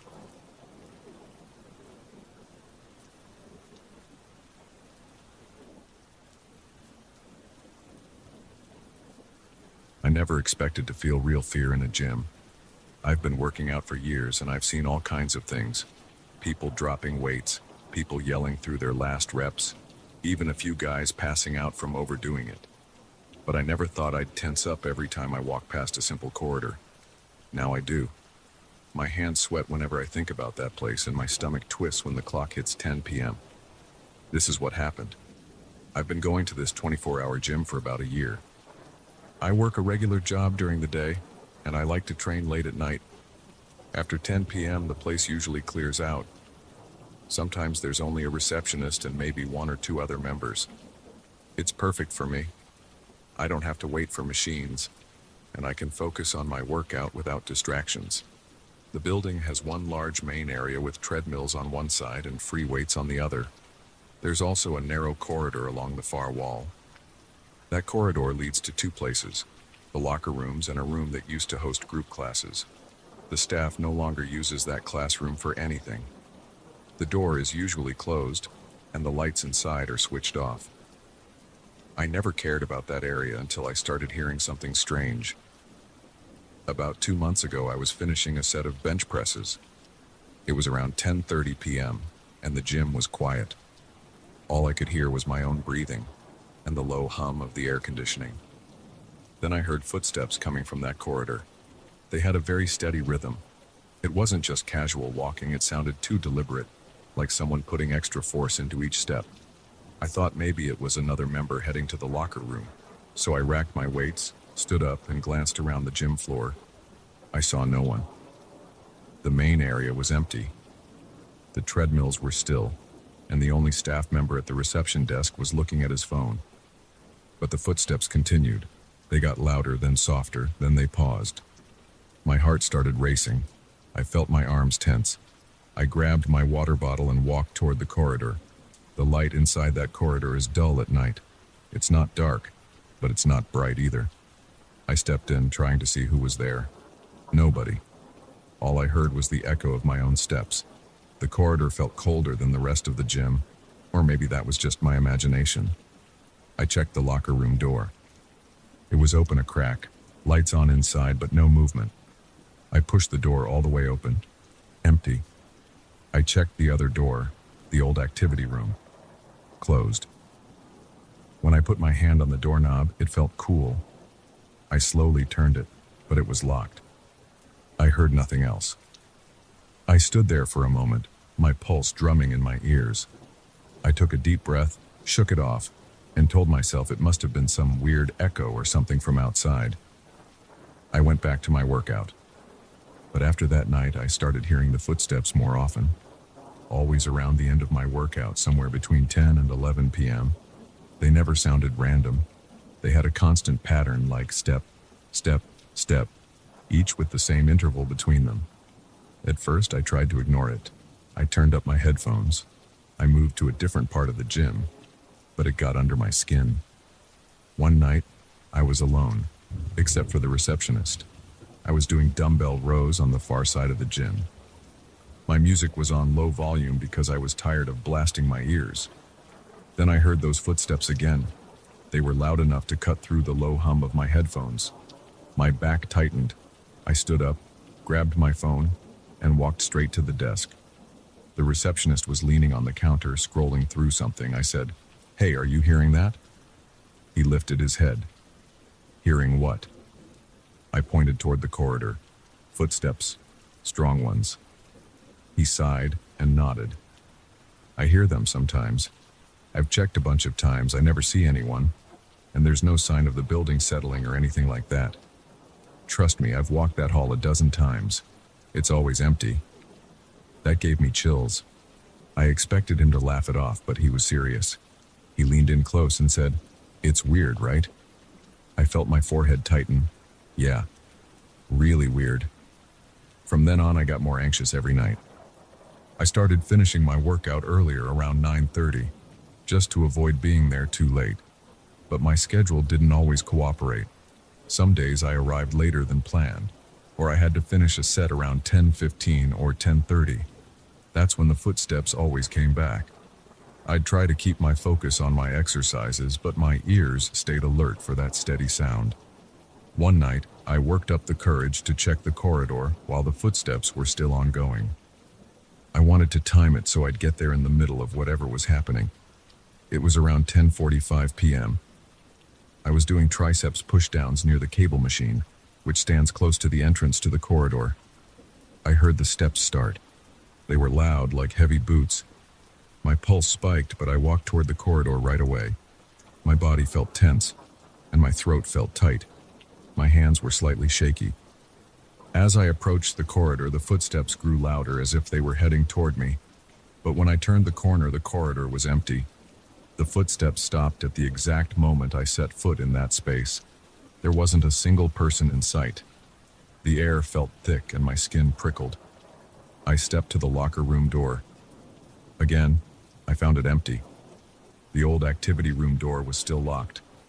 I stood there, every muscle in my body on high alert, waiting for something. Silence. I went back out, and the receptionist looked at me with wide eyes, like he was waiting to hear if I found anything. I just shook my head. He shrugged, looking kind of helpless. "Guess it's just another weird night," he said. I tried a different tactic the next time it happened. I told the receptionist I wanted to check the security cameras. There's a small office behind the desk. He said he wasn't really allowed to show me the feed unless there was an actual emergency, but he was curious too. So one night around 10 p.m., we both watched the screen while the corridor camera was on. There's a camera pointed right at that hallway because it shows people entering the locker rooms. We waited. Around 10:20, the footsteps started in real life. I felt a chill go down my back. We leaned forward, eyes locked on the monitor. The corridor on the screen stayed empty. We heard the steps clearly. Step, step, step, but there was nobody on the footage. There wasn't even a shadow or a glitch, just an empty corridor. My heart was pounding so hard that I felt each beat in my neck. The receptionist looked pale. He turned to me and said, "Do you hear it right now?" I nodded. We could still hear it. But on the screen there was nothing at all. Then, about 10 seconds later, the footsteps stopped. The corridor returned to total silence. The receptionist exhaled and muttered something under his breath. Then he said, "I don't know what to tell you. This is way above my pay grade." At that point, I was done pretending I could ignore it. My workouts were suffering because I was jumpy and distracted. My form got sloppy and I almost dropped a dumbbell on my foot once. I started avoiding certain areas of the gym. I moved my workouts toward the entrance or to the machine area near the windows. But no matter what, I felt the corridor's presence in the back of my mind. I couldn't let it go. One Friday, I convinced a friend to join me for a late workout. I wanted a witness. I told him about the footsteps. He laughed and said, "Okay, man, I'll come with you. Maybe it's just some weird echo." We arrived at around 9:45 p.m. We did some warm-ups, bench press, pull-ups, the usual. I kept an eye on the clock. Around 10:30, I started hearing it. My friend was re-racking a plate when I grabbed his arm. "Listen," I whispered. He stopped moving. We stood there in silence. The footsteps echoed from the corridor. Step, step, step, perfectly spaced. My friend's eyes went wide. He whispered, "That's not normal." We walked over together. I felt my pulse spike again, but I pushed forward because I wasn't alone this time. As soon as we stepped into the corridor, the footsteps vanished. My friend peered into the locker room. Empty. He tried the door to the old activity room. Still locked. He shook his head and looked confused. We stood there for a minute listening. Nothing. We went back out. I looked at the receptionist. He just gave me a small nod, acknowledging that he heard it too. My friend was spooked. He tried to act calm, but I could see the tension in his face. We tried to continue our workout, but I noticed him looking over his shoulder every time we walked near that part of the gym. Around 11 p.m., he said he was done and left. I stayed another 10 minutes to finish a quick ab routine. That was a mistake. I was the only one on the floor. The receptionist was in the office messing with some paperwork. I felt isolated and exposed. I kept looking over at the corridor, expecting the footsteps to start again. My heart was racing and my breathing felt shallow. My arms and legs were tired from the workout, but that tight feeling in my chest wouldn't go away. Finally, I gave up on finishing my last set. I grabbed my bag and headed toward the exit. As I passed by the corridor, I thought I heard the start of that steady walking. I didn't stop. I hurried out, waved bye to the receptionist, and made it to my car with my skin crawling. This routine went on for weeks. I avoided the corridor at all costs. If I had to go to the locker room, I waited until I saw someone else go in. Then I'd rush in behind them or choose a time when the receptionist could see me from a distance. I tried wearing noise-canceling headphones, but then I kept jumping at every small sound or vibration. It was worse not knowing if the footsteps were happening. Part of me wanted to hear them every time just so I didn't feel paranoid. Another part of me wanted them to vanish forever. I told a few more people at the gym. Some believed me. Some thought I was messing with them. A couple of guys said they heard it too, but they didn't seem too bothered. They said, "It's an old building, man. You get weird acoustics at night." But the ones who trained late at night admitted that it wasn't normal. One guy said he tried to record the sound on his phone but got nothing. He said it was either too faint or the microphone didn't pick it up clearly. Last week, I tried one more time to unlock the old activity room. I asked the manager during the day if I could see inside. He said there was nothing to see, just some mats and old exercise balls. He opened it up for me around 6 p.m. when there were people around. I stepped inside. It was empty. The walls had a few cracks, and there were some dusty floor mats stacked in the corner. There was no hidden hallway, no weird equipment, no open vents or anything like that. The manager locked it up again and handed me a shrug. See? Nothing in there. That night, the footsteps came back as usual around 10:20 p.m. This time I didn't bother going to the corridor. I stayed on the main floor, tried to keep my eyes on my workout, and got through my sets as fast as I could. My shirt was sticking to my back. I was sweating more from nerves than from exercise.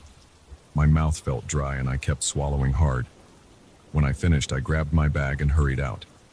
The footsteps were still going when I pushed the door open to leave. Now I can't walk into that gym without feeling a knot in my stomach. I still go because I love lifting and it's the only 24-hour gym in my area. But I don't hang around after 10 p.m. unless I absolutely have to. When the footsteps start, I try to ignore them. Sometimes they fade after a minute. Sometimes they go on for 5 or 10 minutes at a stretch. They never seem to come earlier than 10. It's always at that same late hour when almost everyone is gone. The receptionist no longer brings it up. I think he's tired of dealing with the questions. He hears it too, I know he does, but he just shrugs and pretends it's no big deal. A couple of the regulars have started joking about it being the marching ghost, but nobody's seen anything. There's never any sign of a real person or any explanation. I'm not sure what's going on. I don't have theories.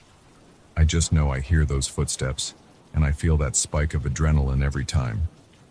My hands get clammy, my breathing gets tight, and I can't focus. Now I cut my workout short to avoid that corridor. Maybe someday I'll figure out what's causing it. But for now, I'm not taking any chances. That's it. That's the story. Some nights, I'm the last one here. I can't stand the tension, so I leave early. Other nights I try to be brave and stick around, but I always end up hearing that same steady sound. It echoes across the floor and the corridor stays empty. I don't know what's causing it, and I guess I might never find out. All I know is that I keep coming back to this gym. I just try to time my workouts so I'm not alone with those footsteps. If I ever find out the truth, I'll tell the receptionist. Until then, I'll stick to the machines up front and pretend I don't hear a thing.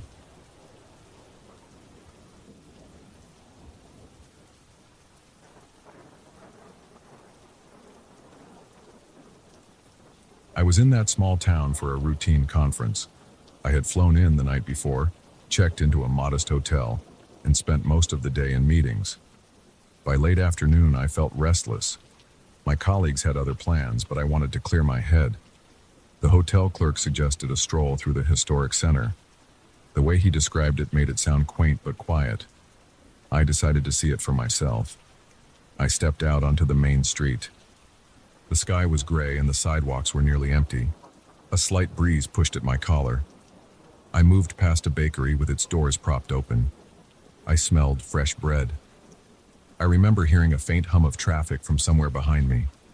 The storefronts in this old part of town looked worn. Cracks in the walls, faded paint, chipped signs. It reminded me of places I used to pass when I was a kid visiting relatives, though I had never been here before. I spotted a narrow street to my left that seemed different. There was a small lantern hanging from a pole and it flickered a little, even though it was barely evening. I turned down that street. It was quieter, dimmer. My shoes made a dull thud on the old pavement. I saw a small door with a sign on it. I couldn't read the letters at first because they were in some ornate font. I only caught the last word, which looked like gifts or goods. But the door was open, and a red light spilled out onto the sidewalk. It smelled like incense. I went inside. Right away, I felt a rush of warm air. It struck me as odd because I could see an air conditioning unit humming in the corner, but I didn't feel any cool breeze from it. The place was cramped. Shelves lined both walls, covered with statues, candles, bundles of dried herbs, and jars that seemed to hold powders or stones. Some of them had strange labels I didn't recognize. The floor looked old, polished wood, but it creaked with each step, and I felt a slight vibration whenever I moved. There was a small counter at the back. An old man stood there. He wore a simple shirt and trousers, nothing flashy, but his eyes fixed on me the second I crossed the threshold. There was something intense about his stare. He nodded, then said my first name in a casual tone, as if he'd known me for years. I froze. I hadn't introduced myself, or even spoken a word. I asked him how he knew my name. He just gave a slight smile. I felt sweat forming on my forehead, and my palms turned clammy. I glanced around for a nameplate or a customer log or anything that could explain how he knew me. I saw nothing. The only thing I heard was the gentle hum of the AC and a distant ticking sound, like a clock hidden somewhere. Then the old man reached under the counter, took out a small pendant and slid it toward me. It was a dark, round stone on a thin chain. He told me it was an amulet. His voice was low but clear. He said it would protect me from things I didn't even know were following me. He spoke as if this was the most natural claim in the world. I tried to ask him what he meant, but he only lifted his hand, palm facing me like he was telling me to wait or to stay silent. I felt a sudden tingling in my arms, like a mild electric shock. The old man kept his eyes on me, not blinking. I remember hearing my own heartbeat. That was how quiet it got. I took a step back because I wanted to leave. My stomach churned, but my legs felt heavy. I wasn't sure if it was fear or something else. The floor seemed to pulse under my shoes. My mouth went dry. I licked my lips and tried to speak again, but words didn't come out right. I just mumbled something. The old man maintained that calm expression. Then he slid the amulet closer to me again, as if insisting I take it. I grabbed it. I don't know why. I just felt compelled. Maybe I wanted to end the uncomfortable moment. The stone felt warm in my hand, almost like it was alive. I dropped it into my jacket pocket and looked back at him. He gave me a quick nod like a goodbye. I left without saying thanks or anything else. It didn't seem right to stay there 1 second longer. Once I was outside, the air felt cooler. I realized I had been sweating. I wiped my forehead with my sleeve and glanced at the sky. It was getting darker. I could hear a few distant car horns and some chatter from other blocks. I tried to steady my breathing. I wanted to process what had just happened, but I told myself to keep walking. I headed back to the hotel, ignoring the faint tremble in my hands. That night I ate alone in the small hotel restaurant. The place was nearly empty. The waiters moved quietly. I kept thinking about the old man, about how he said my name. I reached into my pocket and felt the amulet. It was cold now. I placed it on the table for a second to look at it under the light. It was smooth on one side, a bit rough on the other. No symbols, nothing etched on its surface. I went to my room, took a shower, and got into bed. I didn't expect anything strange to happen, but I had trouble falling asleep. My mind raced.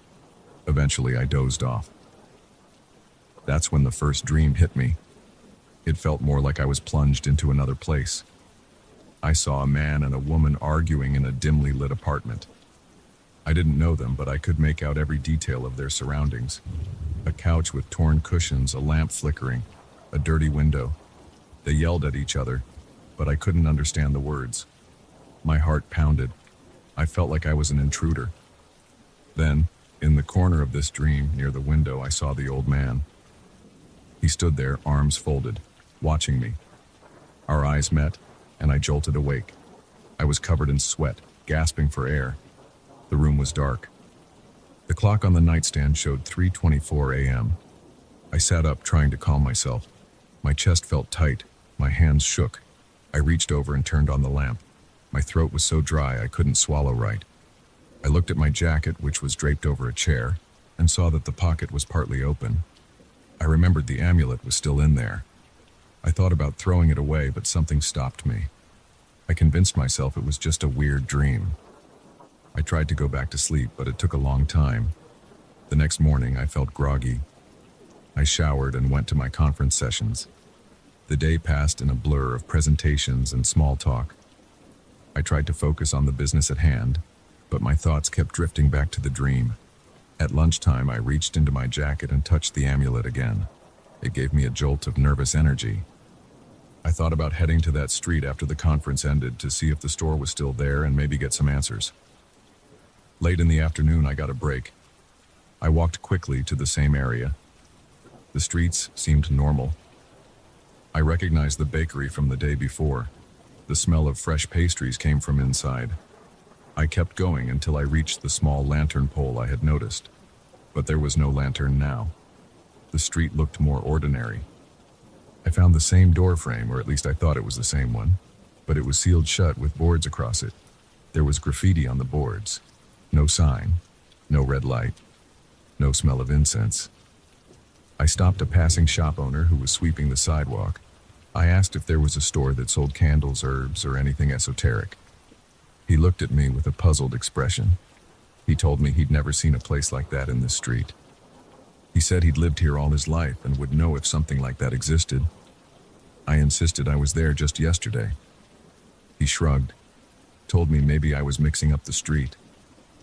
But I was sure I wasn't. That night my sleep was even worse. I had more dreams. Each time I saw different people in different places. Sometimes it was an office break room where two co-workers flirted awkwardly. Sometimes a narrow alley where a person paced back and forth, glancing over their shoulder. In all those scenes, I noticed the old man in the background, standing or sitting or leaning against a wall. He never said a word. He just stared at me. When I woke, I was drenched in sweat and short of breath. Over the next 2 days, I tried to carry on with my business. I went to meetings, took notes, smiled when required, but my nights were full of these vivid dreams. Each morning I felt weaker. My hands trembled. My appetite vanished. I tried to push these thoughts aside, telling myself there was a logical explanation. But part of me felt exposed, like someone was watching me all the time. I kept checking behind me when I walked around the hotel lobby or down the hallway. I just felt this constant sense that something was near. On the last day of my trip, I woke before dawn. I had barely slept, thanks to another dream. This time, I saw a woman sobbing on a park bench. I didn't know her. She just sat there, shoulders shaking, tears running down her face. In the dream, I walked up to her. That was when I noticed the old man sitting on a bench in the distance facing us. I spun around to confront him, but as soon as I moved, I woke up. I felt sore all over, like I had been running. My neck was stiff. My lower back hurt. I had a flight that afternoon, so I packed my things and checked out of the hotel. I hailed a taxi and headed for the airport. On the way, I made one final attempt to find the shop. I told the driver to stop at the corner near that bakery. He waited while I hurried down the street, but there was no trace of the esoteric store. The building I recognized was boarded up. Nothing else matched the memory of that place. Back in the cab, I felt angry. My chest tightened. I thought about ripping the amulet off and throwing it into the gutter, but I kept it. I don't know why. I left for the airport, boarded my plane, and went home. I spent the entire flight with my eyes half closed, dreading the next time I'd fall asleep. The dreams didn't stop after I got home. Every night, I saw more people I'd never met. Sometimes they argued, sometimes they laughed, sometimes they just stared into space. And always, at some corner of the dream, that old man watched me. I started to fear sleep. I stayed up until the early hours, reading or pacing around my apartment. My neighbors probably heard me walking back and forth. My eyes burned from lack of rest. My skin felt clammy most of the time. At work, my performance dropped. I got questioned by my boss about my focus. I made up some excuse about stress. I couldn't tell him the truth. I knew how crazy it would sound. One night, about 2 weeks after my trip, I decided I had to confront this situation. I remembered what the old man said. The amulet would protect me. But protect me from what? I wanted to know if there was a way to break this connection. I searched online for similar stories, but it was all vague nonsense or people hawking magical solutions. I found nothing that explained what was happening. At one point, I considered going back to that town, but I didn't have another business trip scheduled there, and I had no guarantee I'd find anything. A few days later, I started noticing something strange when I walked down the street in my own city. I kept catching glimpses of a figure in my peripheral vision, like someone was tailing me. I'd turn around and there was nobody, or just a random pedestrian who didn't look like the old man. My heart would race each time it happened. My palms would sweat, and a buzzing sound filled my ears. But it was always a false alarm, or maybe I was losing it. I thought about throwing the amulet in a trash can, but I hesitated. Something about it felt like a link to that experience, and I needed to figure out if destroying it or discarding it would make things worse. One evening, I stood at my kitchen sink, holding the amulet above the garbage disposal. My hand shook. I gripped the chain, ready to drop it, but I stopped. My gut tightened, and I felt a cold chill on the back of my neck. I pulled it back and stuffed it into a drawer. My sleep continued to be broken and restless. The dreams never repeated. Each was a new scene with new people, but always that old man somewhere in the background. Sometimes he stood in a doorframe. Sometimes he peered through a window. Sometimes he leaned against a car. I never spoke to him. I never heard him say anything in those dreams, but his gaze was always fixed on me. I'm still dealing with it. This story doesn't have a neat ending because I haven't found a solution yet. I don't know why that old man chose me or how he knew my name.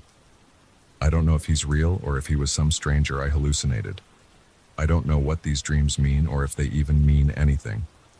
I can only guess it has something to do with that amulet. Maybe it opened a door that won't close. Maybe it's messing with my mind. Every night I brace myself. I lie in bed and my heartbeat stays fast for a long time. I keep checking the edges of my vision when I walk to the bathroom or the kitchen. I've started triple locking my front door, even though I know that won't help with something that appears in my sleep. I haven't told anyone about this in detail. Most people wouldn't believe me. That's why I'm putting it into words here. I want to get it out of my head, if only a little bit. I don't know if I'll ever see that store again. Part of me hopes I do, so I can get some answers. Another part of me is terrified that I might. I can't imagine facing that old man again, hearing him speak my name in that calm, certain voice. But my life hasn't gone back to normal. The only thing I can do is push through each day and try to cope with these dreams at night. If I ever figure out how to stop them, I'll do it. But for now, all I can say is that place was real when I stepped inside. I felt that warmth, that vibration on the floor. I saw those shelves and the jars of strange powders. I smelled the incense. And I heard the old man speak my name without being told. That was real. Whatever happened next is still happening. I wish I could say I know how it ends, but I don't. All I know is I'll never forget that shop, and I'll never forget the look in that man's eyes.